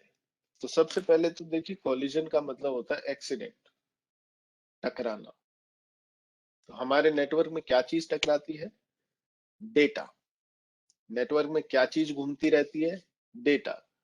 तो ऑब्वियस सी बात है, डेटा जो है वो सिग्नल्स है, इधर से उधर जाएंगे, है ना, कभी इसने इसको भेजा, कभी किसी ने किसी को भेजा, तो कहीं ना कहीं केबल पे जब वो सिग्नल्स एक साथ चल रहे होंगे तो क्या वो टकरा नहीं जाते होंगे? हमारे दिमाग में ये सवाल आता है। तो देखो सिग्नल्स जो है वो केबल पे नहीं टकराते हैं आमतौर पे तब तक जब तक कि उन पे कोई इंटरफेरेंस ना हो, भारी इंटरफेरेंस, जैसे ईएमआई या आरएफआई, इलेक्ट्रोमैग्नेटिक इंटरफेरेंस या रेडियो फ्रीक्वेंसी इंटरफेरेंस, जिससे हमारे सिग्नल्स अटेन्युएट या वीक हो जाते हैं या डिस्ट्रक्ट हो जाते हैं, तो वो अलग फैक्टर्स है, एक्सटर्नल फैक्टर्स। वैसे इन जनरल केबल के ऊपर जो सिग्नल्स है वो ऐसे आपस में टकराते नहीं है। तो कोलिजन होता कहाँ है, एक्सीडेंट होता कहाँ है? एक्सीडेंट होता है इधर, ये जो डिवाइस आप देख रहे हैं हब, इस हब में आप देखेंगे कि ये जो, let me change the colour, ये जो है ये हब का बैक प्लेन है, इसे बोलते हैं बैक प्लेन। यानी ये रोड है जिस रोड पे सभी लोग अपना अपना डेटा भेजेंगे, सिग्नल भेजेंगे। भाई ए को कोई डेटा भेजना है सी के लिए, तो वो डेटा जाएगा और जाके इसी रोड पे पहुंचेगा और फिर इस रोड से सी की तरफ डेटा आएगा और सी के पास पहुंचेगा। कोई भी डिवाइस किसी को भी कोई सिग्नल भेजेगा, डेटा भेजेगा, तो they have to use this road, यही रोड यूज करना पड़ेगा। अब की ये रोड हमारे गांव की उस रोड की तरह है जो सिंगल लेन रोड होती है ना, सिंगल लेन रोड, समझते हैं सिंगल लेन रोड, जिसपे एक बार में एक ही व्हीकल चलता है ना, दूसरी कोई गाड़ी आ जाएगी तो रोड से साइड में उतरना पड़ेगा फिर। तो ऐसा सिस्टम यहाँ तो नहीं है जी, साइड में उतरने वाला। यहाँ तो क्या है जी, दो अगर सिग्नल आ गए तो यहाँ क्या हो जाना है, या एक्सीडेंट ही हो जाना है। तो कैसे होगा, जनरली काम कैसे होता है वो समझो। जैसे ए को कोई सिग्नल भेजना है सी के लिए, तो source is A and destination is C, ठीक है जी।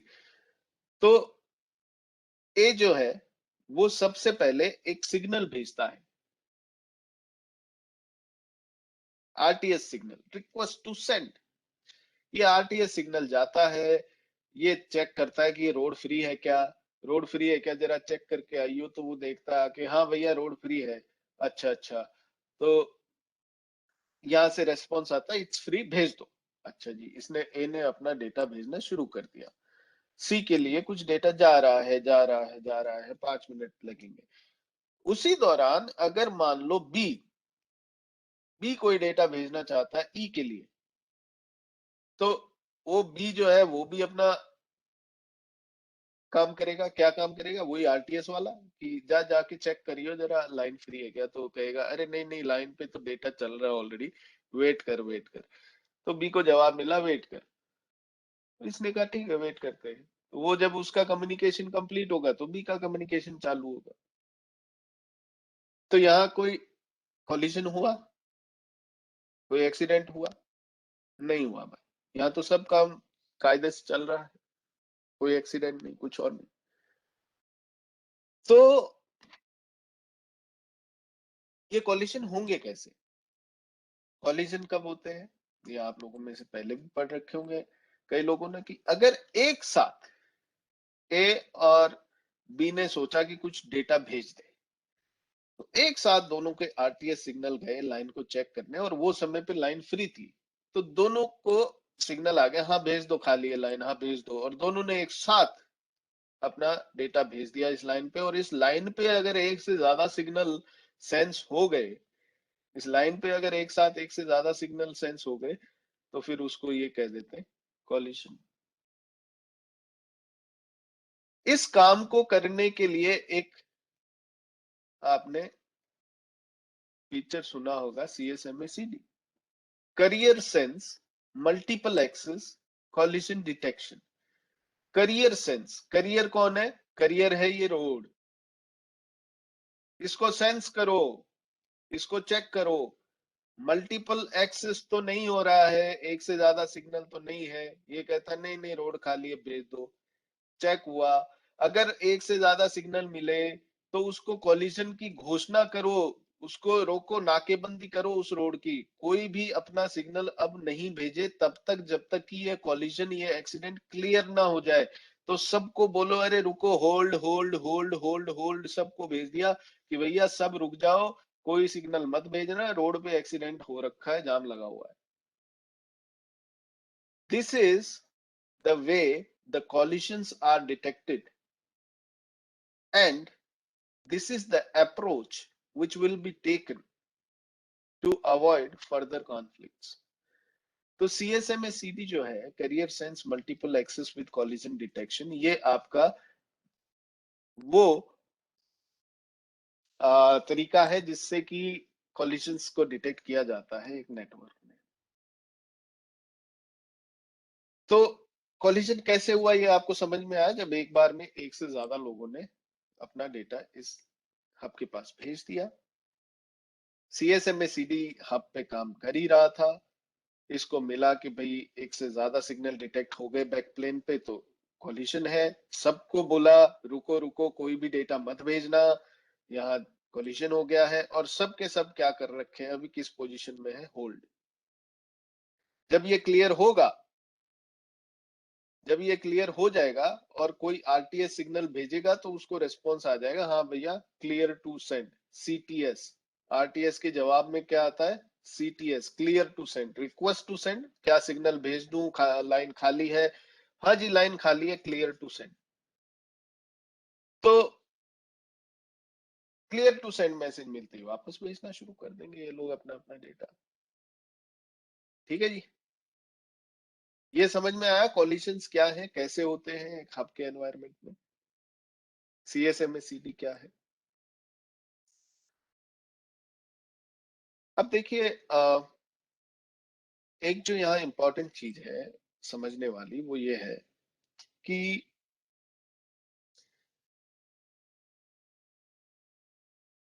एक हब वाले एग्जाम्पल में जब हम लोग बात कर रहे हैं कॉलिशंस का, तो एक कॉलिशन हुआ, ठीक है, यहाँ पर एक कॉलिशन हुआ, और इस कॉलिशन से कितने लोग प्रभावित हुए? ये कॉलिशन कब हुआ? जब ए ने और बी ने एक साथ डेटा भेज दिया, तो ये कॉलिशन डिटेक्ट हुआ। लेकिन अब इस कॉलिशन से कितने लोग प्रभावित हुए भाई साहब? क्या सी प्रभावित हुआ? क्या ये डेटा भेज पाएगा? नहीं, ये भी प्रभावित हो गया। क्या डी? हाँ, इसको भी होल्ड करने का सिग्नल मिला है, ये भी हो गया। ई, ये भी हो गया। तो इसका मतलब एक कॉलिजन अगर किसी डिटेक्ट हो गया आपके हब में, तो उससे हब से जुड़े हुए सभी के सभी लोग प्रभावित होंगे। इसलिए इसे बोला गया है सिंगल कॉलिजन डोमेन। एक collision and everyone will be impacted. एक ब्रॉडकास्ट और everyone will get that broadcast, इसलिए सिंगल ब्रॉडकास्ट था। एक किसी ने ब्रॉडकास्ट किया, सब प्रभावित होंगे, सबको वो ब्रॉडकास्ट मिलेगा क्योंकि सब एक ही ग्रुप में है। ऐसे ही एक कॉलिजन हुआ, सब के सब प्रभावित हो गए, सब होल्ड कर रखे, तो एक ही डोमेन है। तो ये सिंगल ब्रॉडकास्ट डोमेन है। और सिंगल को ऐसा नहीं कर सकते कि ए और बीच के बीच में ब्रॉडकास्ट हुआ है तो मैं उसकी वजह से सिर्फ ऐसा कर दूं कि हाँ, जब एक ब्रॉडकास्ट होगा तो ए और बी खाली यही प्रभावित होंगे, दूसरा इनका अलग ग्रुप बना दूं। अगर मान लो ब्रॉडकास्ट ये इनके सॉरी कोई कॉलिजन हो, अगर सी डी और ई की वजह से कोई कॉलिजन हो तो ए और बी प्रभावित ना हो, ऐसा नहीं हो सकता, हो ही नहीं सकता इधर। ठीक है जी। आपकी जो सिंगल लेन रोड है उस पे अगर मान लो एक्सीडेंट हो गया तो जाम लगना ही है। अभी आप किधर से निकलोगे? वो रोड तो आपकी ब्लॉक हो गई ना। सब प्रभावित होंगे, चाहे वो जिनका एक्सीडेंट हुआ है वो भी वहीं खड़े हैं, और जो बाद के जो लोग हैं कहीं भी किसी भी जगह से आ रहे हैं वो सब प्रभावित होंगे। So this is how it works. Okay. Now, I hope this is clear. बढ़े आगे। Okay, sir. All right. So next point is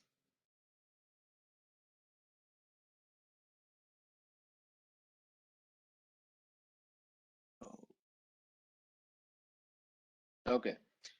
So the next point is it works in half duplex mode.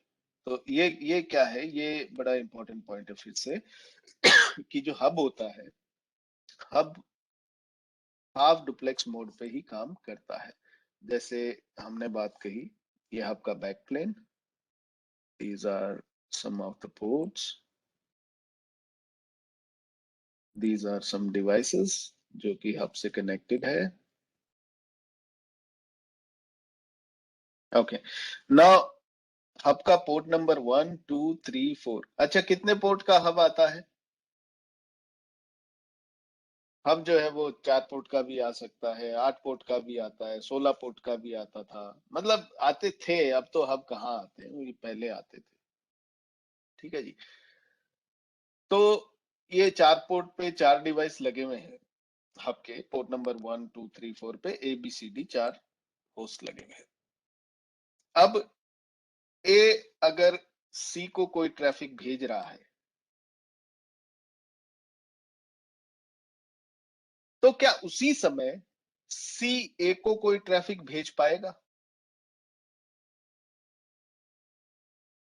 Same time क्या भेज पाएगा? Yes और no?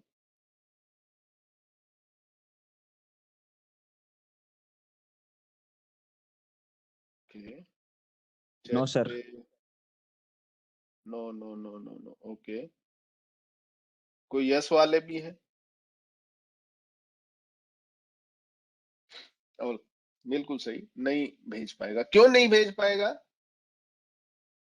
क्यों नहीं भेज पाएगा? क्योंकि ये तो सिंगल लेन रोड है ना अपनी। इस पे तो या तो एक ही सिग्नल चलना है, या तो इधर जो जा रहा है वो सिग्नल चलेगा, वो खत्म हो जाएगा, उसके बाद फिर इधर का सिग्नल आएगा। इधर का और इधर का दोनों सिग्नल आ गए तो फिर तो वो कोलिजन हो जाना है ना। तो ए जब सी को कोई ट्रैफिक भेज रहा है उस टाइम पे सी ए को नहीं भेज पाएगा। ठीक है जी। लेकिन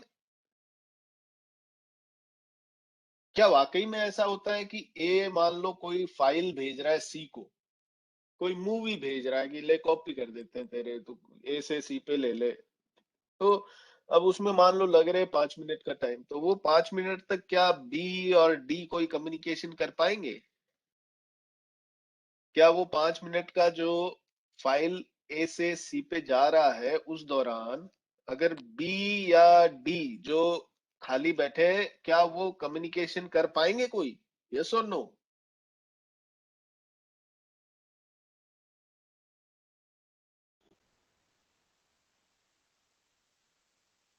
no no. I think no, कोई sir. कोई यस वाला है तो बताओ।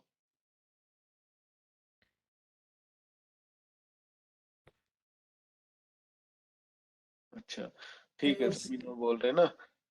हाँ A और देखो। A और C बिजी है, तो B और D तो मतलब वो रेस्पॉन्ड नहीं हाँ करेंगे सर, वापिस वो कोलिजन डोमेन में आ जाएगा फिर।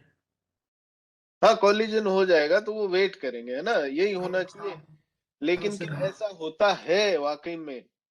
जब मैं एक नेटवर्क में बैठा हूँ और मेरे को ना कुछ चैट पे भेजना है हाय, तो वो हाय जो है, क्योंकि कोई दूसरा मूवी की फाइल भेज रहा है, तो क्या मेरा हाय जाएगा नहीं? 5 मिनट तक वेट करेगा क्यों में? ऐसा नहीं होता है, वो भी जाता है। तो वो ऐसे कैसे जाएगा? फिर वो कोलिजन नहीं हो जाएगा? कोई बोला तो बोला अरे भाई इसका ना थोड़ा हमने व्यवस्था कर रखी है, हब कहता है कि हमने इसकी व्यवस्था अच्छे से कर रखी है, कोलिजन नहीं होने देंगे। देखो हमने क्या किया हुआ है, हमने ऐसा किया है कि साहब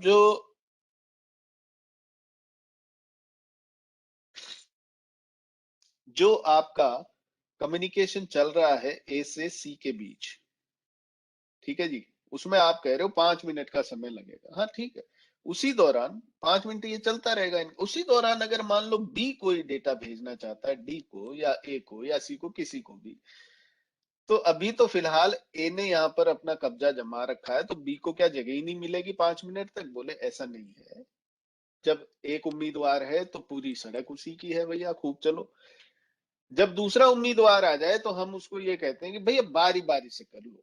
भाई जैसे 1 मिनट है ना तुम्हारे पास में, तो 1 मिनट में आधा, मतलब 1 सेकंड बोलो उसको, 1 सेकंड है, तो उस 1 सेकंड का आधा सेकंड हम ए को देंगे और आधा सेकंड हम बी को देंगे अपना डेटा भेजने के लिए, ताकि बारी बारी से ना दोनों का काम चलता रहे। अगर कोई बोला कि अगर मान लो तीसरा कैंडिडेट आ गया जैसे डी, तो बोला हाँ तो फिर एक तिहाई दे देंगे इनको, 1 सेकंड को 3 टुकड़ों में बांट देंगे, थोड़ा टाइम तू ले, थोड़ा तू। तो वो देखोगे आप 5 मिनट जो लग रहे थे मूवी को भेजने में, वो एकदम से 15 मिनट हो जाएंगे साहब, जब 3 लोग काम करना शुरू कर देंगे उस पर। समय बढ़ जाएगा। क्यों? क्योंकि उसको पहले तो पूरी सड़क ही उसी की थी, अब जो है उसको पूरी नहीं मिल रही है, मतलब उसको 1 सेकंड का तीसरा हिस्सा उसका डेटा भेजने के लिए मिल रहा है, बाकी जो 2 हिस्से हैं वो 2 और लोगों को मिल रहे हैं, तो इसलिए उसका जो ओवरऑल टाइम है वो बढ़ गया। इसे कहते हैं टीडीएम, टाइम डिवीजन मल्टीप्लेक्सिंग, है ना, इंजीनियरिंग में पढ़ा होगा या आपने बीसीए वगैरह में पढ़ा होगा। इसको टीडीएम बोलते हैं। ऐसे ही एफडीएम भी एक होता है, फ्रीक्वेंसी डिवीजन मल्टीप्लेक्सिंग, उसको वायरलेस पढ़ेंगे तब देखें। तो काम रुकता नहीं है, काम चलता जाएगा। लेकिन क्या आपको ये बात समझ में आई कि हब के साथ में अगर मान लो हमने 20, जितने ज्यादा डिवाइस हब के साथ में हम कनेक्ट करते जाएंगे, उतना ही ज्यादा हब इनका कम्युनिकेशन जो है वो स्लो हो जाएगा, है ना। जितना ज्यादा भीड़ होगी, अब सिंगल लेन रोड है, उसपे जितनी भीड़ होगी उतना ही ज्यादा जाम लगेगा भाई, उसपे इतना ही मुश्किल है भाई। तो ये this like non scalable solution, मतलब हब में नेटवर्क का जो स्केलेबिलिटी है वो लिमिटेड है, लिमिटेड स्केल, यानी फैला नहीं सकते हो आप, बहुत बड़ा नेटवर्क नहीं बना सकते हो हब लगा के, नहीं तो फिर सब दुखी रहेंगे क्योंकि इतना स्लो चलेगा नेटवर्क। तो हब में ये मुमकिन है कि आपके ट्रैफिक इसका भी जा रहा है, इसका भी जा रहा है, इसका भी जा रहा है, लेकिन एक बार में तो एक का ही जाएगा भाई। ये 1/3 सेकंड है, ये सिर्फ ए के लिए ही है, इस 1/3 सेकंड में बी का कोई लेना देना नहीं। ये बी के लिए दूसरा हिस्सा है, सी के लिए तीसरा हिस्सा है। तो इससे क्या, कोलिजन भी नहीं होगा, सबका जो है कम्युनिकेशन भी चलता रहेगा। स्लो हो जाएगा वो अलग बात है, पर सब खुश रहेंगे। This is called TDM. So this is how hub works. But the important thing here is shared bandwidth. Bandwidth क्या होती है साहब? What is band?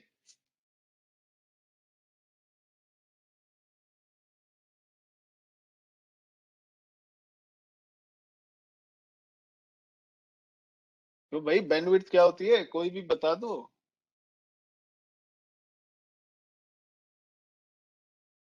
ये तो रोजमर्रा के इस्तेमाल करने वाला शब्द हो गया ना आजकल। भाई इंटरनेट चल रहा है, तुम्हारी कितनी बैंडविड्थ है? अच्छा, हमारी इतनी है।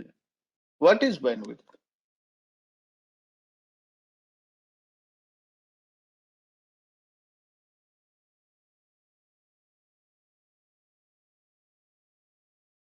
चलो, सब टाइप करके चैट पे ही दे रहे होंगे जवाब, मैं वेट कर लेता हूँ 10 second. Speed per minute. Sorry, can you come again? Speed per minute. Speed पर मिनट, ओके। और कोई?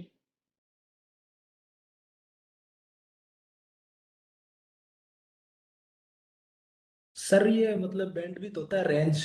इलेक्ट्रॉनिक कोई भी मतलब होते हैं ना, तो उसमें भेजने का एक रेंज होता है। जैसे उसको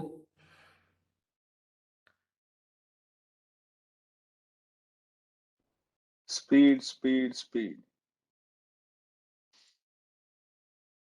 कोई भी सर सिग्नल्स वगैरह होते हैं ना, वो मतलब वेव्स के रूप में है ना, मतलब उसको रेंज में भेजते हैं ना। आई थिंक सर वो हो सकता है bandwidth. Bandwidth is basically the max data we can send per second on a link, max data transfer. Okay. हम्म। अच्छा, तो डेटा ट्रांसफर रेट, ओके। तो काफी काफी सारे जवाब आए हैं, जिनमें ज्यादातर सभी सेम है, स्पीड स्पीड स्पीड। तो देखिए क्या होता है कि band plus width equals to bandwidth. तो विड्थ तो चौड़ाई, आप सभी जानते हैं। बैंड क्या है? Band is the road. जो हब में मैं बात कर रहा हूं सिंगल लेन रोड की, दैट्स द बैंड। विड्थ उसकी चौड़ाई। ओके, सो कितने लेन का रोड है? Single lane. ओके, तो बैंडविड्थ इज 1। 6 लेन का रोड है, bandwidth is 6। Okay, this is road. Now come to the network part. Network में कितना ट्रैफिक इस रोड पे जा सकता है maximum? That is its maximum, that is the bandwidth. Okay, so when I am talking about bands, the bands are of two types: baseband and broadband. ठीक है जी, band दो तरह के होते हैं, baseband, broadband. Would anyone will tell me what is a baseband or a broadband? ये क्या है? कोई सा भी एक, जिसके भी दिमाग में जो भी है बता सकता है। तो बेसबैंड क्या है या सर ब्रॉडबैंड होता है वो तो, सर वो अपने वाईफाई का जो कनेक्शन होता है सर, वो ब्रॉडबैंड होता है आई थिंक। और सर बेस बैंड शायद हमारा जो नेटवर्क जो विदाउट जो हम फोन में यूज करते हैं शायद वो होता है sir, I think sir, may be. no, you tried but it's wrong. Anyone else?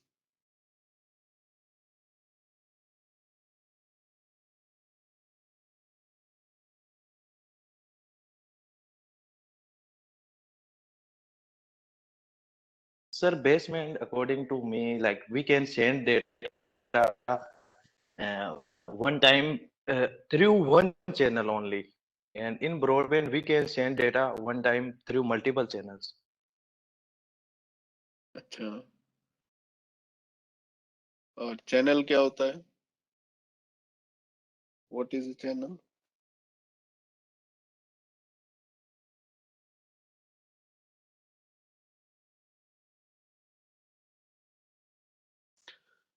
तो जी देखो, इसके पीछे एक कहानी है। कहानी क्या है कि जब इंटरनेट की शुरुआत हुई थी इंडिया में, तब बीएसएनएल जो है वो इंटरनेट कनेक्शन देता था। है ना जी। घर पे हम लोग BSNL का कनेक्शन लेते थे, उसमें वो मॉडेम देते थे, है ना। फोन नंबर होता था, फिर हम लोग एक फोन नंबर मिला के और डायल ऑप्शन पे क्लिक करते थे, वो डायल होता था, फिर पे पे पे पे कुछ आवाज आके मॉडेम कनेक्ट हो जाता था हमारे इंटरनेट से। तो फिर क्या होता था, फिर आता था फोन किसी का, तो किसी का फोन उठा लिए तो इंटरनेट बंद, इंटरनेट चल रहा है तो फोन पे नहीं बात कर सकते। किसी ने कहा यार ये क्या है, या तो फोन पे बात कर लो या इंटरनेट चला लो। बोले हाँ जी यही, या तो ये या ये, दिस और that. That was base band technology. जब एक केबल एक बार में एक ही सिग्नल कैरी कर सकती है तो उसको हम कहते हैं बेस बैंड टेक्नोलॉजी। फिर आई साहब क्रांतिकारी ब्रॉडबैंड टेक्नोलॉजी। ब्रॉडबैंड टेक्नोलॉजी लेकर आया कोई, उसने कहा कि देखो ऐसा है, हमारी इस केबल में दो चैनल है साहब, दो अलग अलग चैनल, एक वॉइस के लिए है और एक डेटा के लिए है। एक इंटरनेट चलेगा एक पे आपकी बातचीत होगी फोन वाली। तो बोले फोन भी चलेगा और इंटरनेट भी, ब्रॉडबैंड ले लो। किसी ने कहा वाह यार ये तो सही है, ब्रॉडबैंड में तो हमें दो अलग अलग दोनों चीजें मिल रही है। फिर एक आया, किसी ने कहा अरे हमारे ब्रॉडबैंड में तो ना टीवी के चैनल्स भी आ जाएंगे। अच्छा, बोले हाँ उसमें हमारे अलग से चैनल्स हैं टीवी के लिए, मतलब अंदर की टेक्नोलॉजी। टीवी के चैनल अलग बात है, लेकिन टीवी के चैनल्स को चैनल करने के लिए एक अलग चैनल है इस केबल में, वॉइस और डेटा के साथ में टीवी के चैनल्स के लिए एक अलग चैनल। तो अच्छा, फिर किसी ने कहा कि अच्छा इसी के ऊपर हम आपको ये दे देंगे मतलब broadband technology is that technology जिसमें एक बार में एक केबल में मल्टीपल चैनल्स के थ्रू मल्टीपल टाइप्स की डेटा को कैरी किया जा सके, multiple signals can be addressed, can be accommodated at a time। ये समझ में आया कि नहीं? यस और no? Yes, sir. Baseband versus broadband. तो आपके जो कॉन्सेप्ट्स अभी आपने बना रखे हैं ना, ये जो सिंपल सिंपल चीज है ये भाई, इन कॉन्सेप्ट्स को अब है ना साफ करके और नए कॉन्सेप्ट बनाना, क्योंकि ये चीजें इंटरव्यू में कोई नहीं पूछेगा, क्योंकि मुझे नहीं पता इंटरव्यू लेने वाला क्या सोचता है जब वो इंटरव्यू लेता है, लेकिन कई ऐसे चीजें हैं जो हमें वाकई में आनी चाहिए। इसलिए नहीं कि हमने ये कोर्स किया है, वो इसलिए क्योंकि ये बेसिक फंडामेंटल है। मतलब ये छोटी छोटी वो चीजें हैं जो आपको एक इंजीनियर और मिस्त्री को जैसे डिफरेंस होता है ना, वैसे ही एक नेटवर्क इंजीनियर और एक टेक्नीशियन में फर्क होता है। जो ब्रॉडबैंड कनेक्शन लगा जाता है उसे नहीं पता होता, पर क्योंकि आप इंजीनियर हो तो आपको पता होना चाहिए कि ब्रॉडबैंड टेक्नोलॉजी में एक्चुअली हो क्या रहा है। Any questions?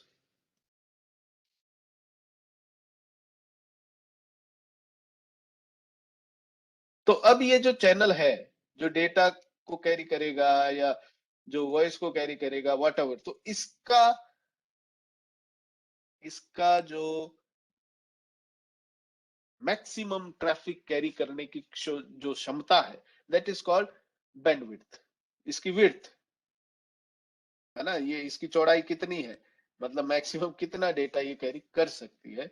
वो जैसे 100 Mbps या आपका 1 gig या 10 gig या what ever, 10 Mbps, whatever. So this is the bandwidth of your data link, internet link in broadband.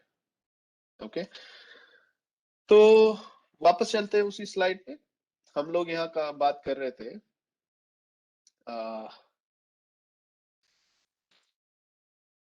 wait, okay, so we were talking about shared bandwidth। तो bandwidth क्या अभी समझ में आया? तो ये जो हब है, ये हब का जो बैकप्लेन है, इसकी क्षमता कितनी होती है? इसकी क्षमता होती है जी 10 Mbps। 100, 1000, 1 gig, 10 gig, मतलब ये नहीं सपोर्ट करता, ये सिर्फ 10 Mbps ही सपोर्ट करता है। तो किसी ने कहा अच्छा 10 Mbps का रोड है तो मतलब ए जब सी से कम्युनिकेट कर रहा है तो उसको 10 Mbps ही मिलेगा हमेशा? क्या ये 10 Mbps की गारंटी देते हो हब बाबू? तो हब कहता है अरे नहीं भैया, गारंटी नहीं है, मेरी क्षमता 10 Mbps है। अगर 4 लोग आ गए मेरे पास में तो मैं एक चौथाई सेकंड में उनको 1 Mbps दे रहा हूँ, मतलब 10 Mbps दे रहा हूँ, तो एक सेकंड पूरा नहीं दे रहा, एक चौथाई दे रहा हूँ। मतलब आप अगर एक सेकंड के हिसाब से नापोगे कि कितना, ये Mbps जो है दिस इज कॉल्ड पर सेकंड। एक सेकंड पूरा नहीं दे रहा हूं मैं, तो चौथाई दे रहा हूं। तो ये मतलब एक सेकंड के हिसाब से नापोगे तो 2.5 Mbps हो गया ना। ए के लिए 2.5 Mbps, बी के लिए 2.5, सी के लिए। तो बोले शेयर करते, मतलब मेरी जो बैंडविड्थ है वो हर किसी के लिए गारंटेड नहीं है। मेरी तो जी शेयर्ड बैंडविड्थ है, जितने ज्यादा लोग उतनी ज्यादा शेयर हो जाएगी। 4 लोग है तो 2.5 Mbps मिल जाएंगी, 40 है तो 0.2525 मिल जाएगी। मतलब जितने ज्यादा लोग उतनी ज्यादा यूज होंगी मेरी बैंडविड्थ। और टोटल 10 है तो उसमें देख लो जी। तो इज दिस क्लियर और नॉट? Shared bandwidth. अब किसी ने कहा कि इसका अपोजिट क्या होगा? किसी के पास में शेयर्ड बैंडविड्थ है तो क्या किसी के पास में गारंटेड बैंडविड्थ है? तो उसको हम बोलते हैं डेडिकेटेड बैंडविड्थ। जो इसका उल्टा होगा ना, जो हम लोग देखेंगे स्विच, स्विच के बारे में जब पढ़ेंगे तो हम स्विच के बारे में गर्व से लिखेंगे डेडिकेटेड बैंडविड्थ, कि हाँ वो गारंटी देता है कि तेरी 100 Mbps मैं गारंटी ले रहा हूँ, हर बंदे को दूंगा। तो वो स्विच के बारे में बात करेंगे। हब जो है उसके बारे में हम लोग यही कह सकते हैं, it's a shared bandwidth device. 10 Mbps है और उस पे जितने ज्यादा लोग होंगे कनेक्टेड उतना ज्यादा उनको बढ़ जाएगी बैंडविड्थ। नेक्स्ट है नो मेमोरी। हब के पास में कोई मेमोरी नहीं होती, मतलब हब इज अ डम डिवाइस। हब के पास मेमोरी नहीं होती, हब इज अ डम डिवाइस। जो जिसके पास दिमाग नहीं होता, मेमोरी नहीं होती, उसे हम जैसे बुद्धू कहते हैं ना, वैसे ये भी एक बुद्धू या बेवकूफ डिवाइस है। इसे याद नहीं रहता कि मेरे किस पोर्ट पे कौन कनेक्टेड है। जैसे मुझे याद है अभी मेरे पास पे थोड़ी बहुत जो भी मेमोरी है उससे मुझे ये समझ में आ रहा है कि भाई हमारे पास इस क्लास के अंदर इतने लोग अभी कनेक्टेड हैं और ये वो लोग हैं। हब को नहीं पता साहब। हब क्या कहता है? हब ये कहता है कि हमारे साथ में जितने भी लोग कनेक्टेड है, ये मुझे नहीं पता कि वो लोगों का क्या नाम है। अब नेटवर्क में ये जो डिवाइस है मेरे कंप्यूटर ABCD, इनको मैं किस चीज से पहचानता हूं? नेटवर्क में इनकी पहचान अलग अलग कई चीजों से हो सकती है। जैसे इनका IP एड्रेस से मैं इसको पहचान सकता हूं, मैं इनके मैक एड्रेस से मैं इनकी पहचान कर सकता हूं, मैं इनके होस्ट नेम से इनको पहचान सकता हूं। तो जनरली जो हब है या जो स्विच है या जो राउटर्स है वो इन लोगों को IP या मैक से याद रखते हैं। अब आगे जाके पता लगेगा कि IP से भी नहीं, सिर्फ मैक से ही याद रखते। तो अभी बोल देता हूँ, चलो मैक से याद रखते हैं। मीडिया एक्सेस कंट्रोल, ये एक एड्रेस होता है। हर एक कंप्यूटर का या लैपटॉप का एक एड्रेस होता है, 48 बिट का एड्रेस, जो कि हेक्साडेसिमल फॉर्मेट में डिफाइंड रहता है। और ये यूनिक होता है। दुनिया में हर सिस्टम का एक यूनिक, मतलब एक अलग एड्रेस होता है ये, जो सिर्फ उसी का होता है। 48 बिट का हेक्साडेसिमल फॉर्मेट में ये एड्रेस होता है। इसे हम लोग कहते हैं MAC address, media access control address. तो मेरा जो लैपटॉप जिसमें मैं अभी क्लास ले रहा हूँ, इसका भी कोई एड्रेस होगा ऐसे? हाँ जी बिल्कुल है। तो जब आप जाते हैं कमांड प्रॉम्प्ट पे और एक कमांड चलाते हैं ipconfig/all, और जब इस पे आप देखेंगे कि मेरे इस लैपटॉप का IP क्या है, और ये मेरा जैसे IP है, यही है, नहीं वायरलेस से कनेक्टेड है ना मेरा वाईफाई। ठीक है, तो मेरा ये एक IP है, ये रहा। ठीक है जी, मेरा ये IP और मेरे इसका फिजिकल एड्रेस है यानी मैक एड्रेस, ये देख रहे हो, ये मेरे इस वाईफाई अडेप्टर का, जो मेरे लैपटॉप का वाईफाई अडेप्टर है, ये उसका हार्डवेयर एड्रेस है, मैक एड्रेस है।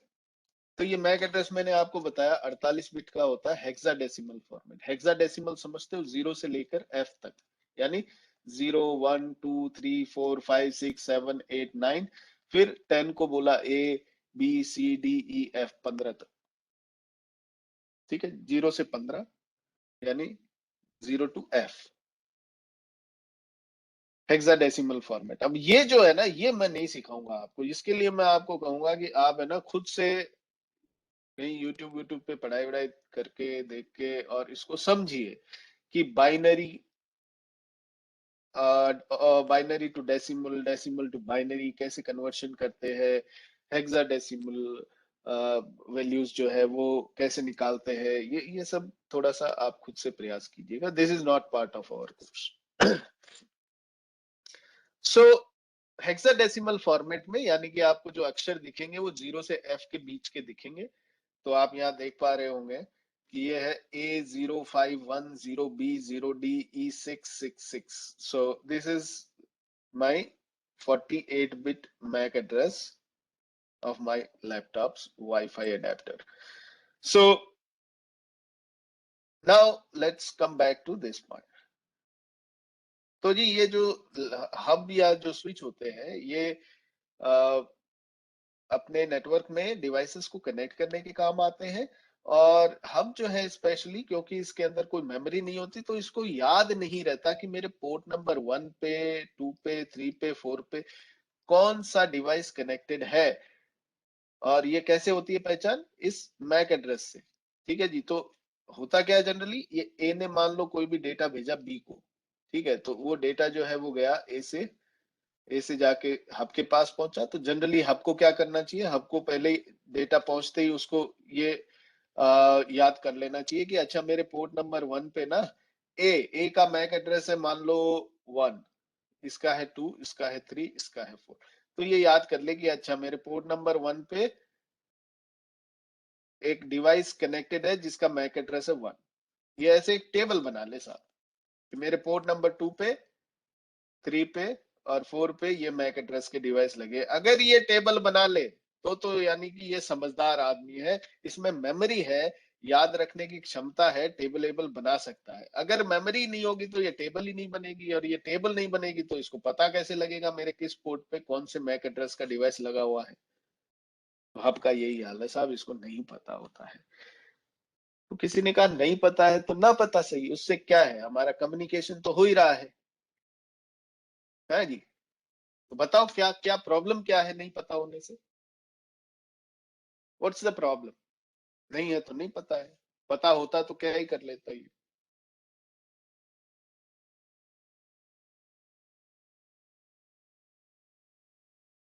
कोई भी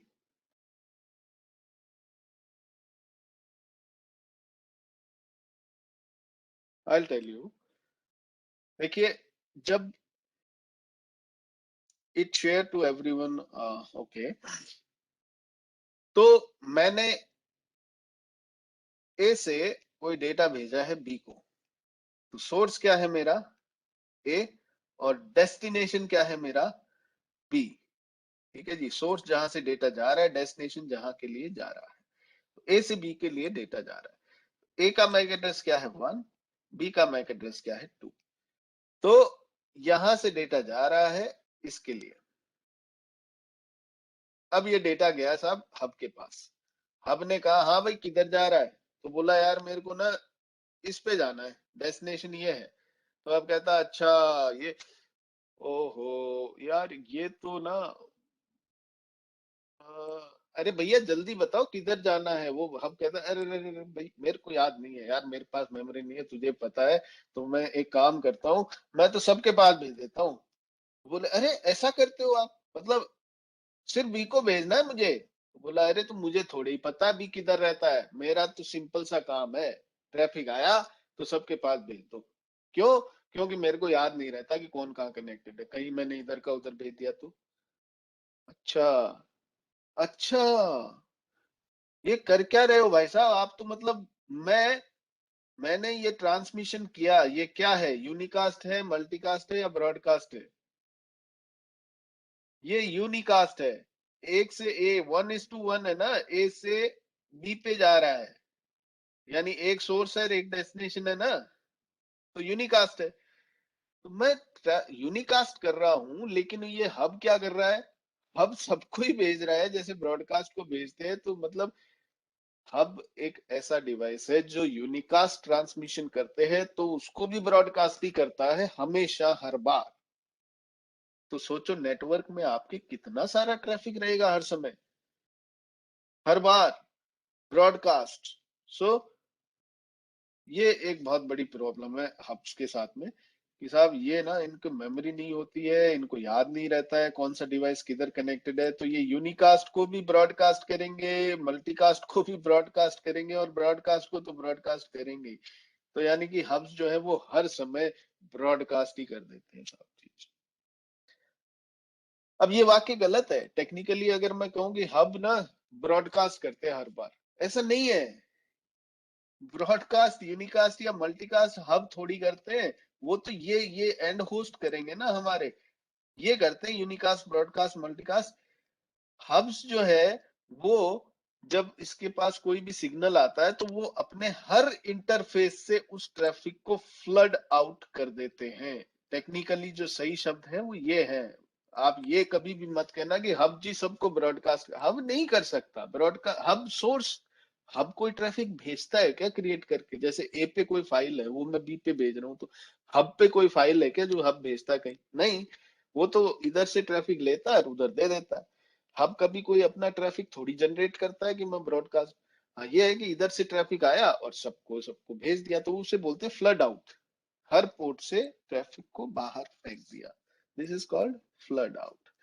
तो हर बार हब यही करता है। यूनिकास्ट के जो पैकेट आया उसको भी फ्लड आउट कर दिया, मल्टीकास्ट है उसको भी सब इंटरफेस से भेज दिया, ब्रॉडकास्ट है तो। सो दिस इज अ हब। आज की क्लास में सिर्फ ये एक बेसिक चीज मेरे को लेना था, along with the certification information. So is this clear? Any doubt about hub? जो पॉइंट्स हमने डिस्कस किए, it's a single broadcast domain, it's a single collision domain, duplex half duplex mode पे काम करता है। क्यों? क्योंकि फुल डुप्लेक्स या फुल डुप्लेक्स पे कर नहीं सकता, सिंगल लेन रोड है, मैक्सिमम 10 Mbps बैंडविड्थ सपोर्ट करता है। शेयर्ड बैंडविड्थ है, जितने ज्यादा लो कनेक्ट होंगे उतना ही स्लो होता जाएगा आपका नेटवर्क। और मेमोरी नहीं है, इसलिए ये याद नहीं रख पाता है कि मेरे किस पोर्ट के साथ में कौन से मैक एड्रेस के डिवाइस कनेक्टेड है। इसलिए ये यूनिकास्ट आए चाहे मल्टीकास्ट आए चाहे ब्रॉडकास्ट आए, हर सिग्नल को अपने हर इंटरफेस से फ्लड आउट करता है। Is this clear? यस और नो?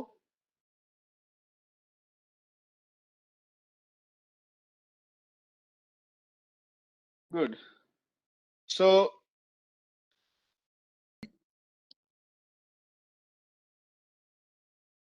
सो आज की क्लास में इतना ही पढ़ेंगे। It's already time over. So मैं ये चाहूंगा कि आप लोग घर जाएं, थोड़ा सा बेसिक चीजें पढ़ें। वो जो यस बुक सर। है वो मैं शेयर कर दूंगा आप सभी के लोग के साथ में। व्हाट्सएप ग्रुप ना भी बने तो मेल पे ही शेयर कर दूंगा आज for all of you. So just go through the book, है ना, उसके कंटेंट्स देखो, उसका जो बेसिक वाला जो चैप्टर है वो थोड़ा सा पन्ने पलटोगे, हब के बारे में कुछ मिल जाएगा आपको वहां भी। पढ़ना उसको, लाइन बाय लाइन पढ़ना, और उसमें अगर किसी लाइन के किसी शब्द के आपको समझ में नहीं आ रहा है कि ये शब्द का प्रयोग यहाँ किस लिए किया गया है, तो आप मुझसे पूछिए। मतलब इतनी छोटे चीजें भी आप पूछिए, क्लियर कीजिए, क्योंकि ये फंडामेंटल है साहब। ये जितने स्ट्रांग होंगे उतना अच्छा आपके लिए। तो किताब पढ़ना बहुत जरूरी है, मैं ये डे वन से ही बोलता हूँ सभी को। बुक पढ़िए, that is the ultimate source of knowledge.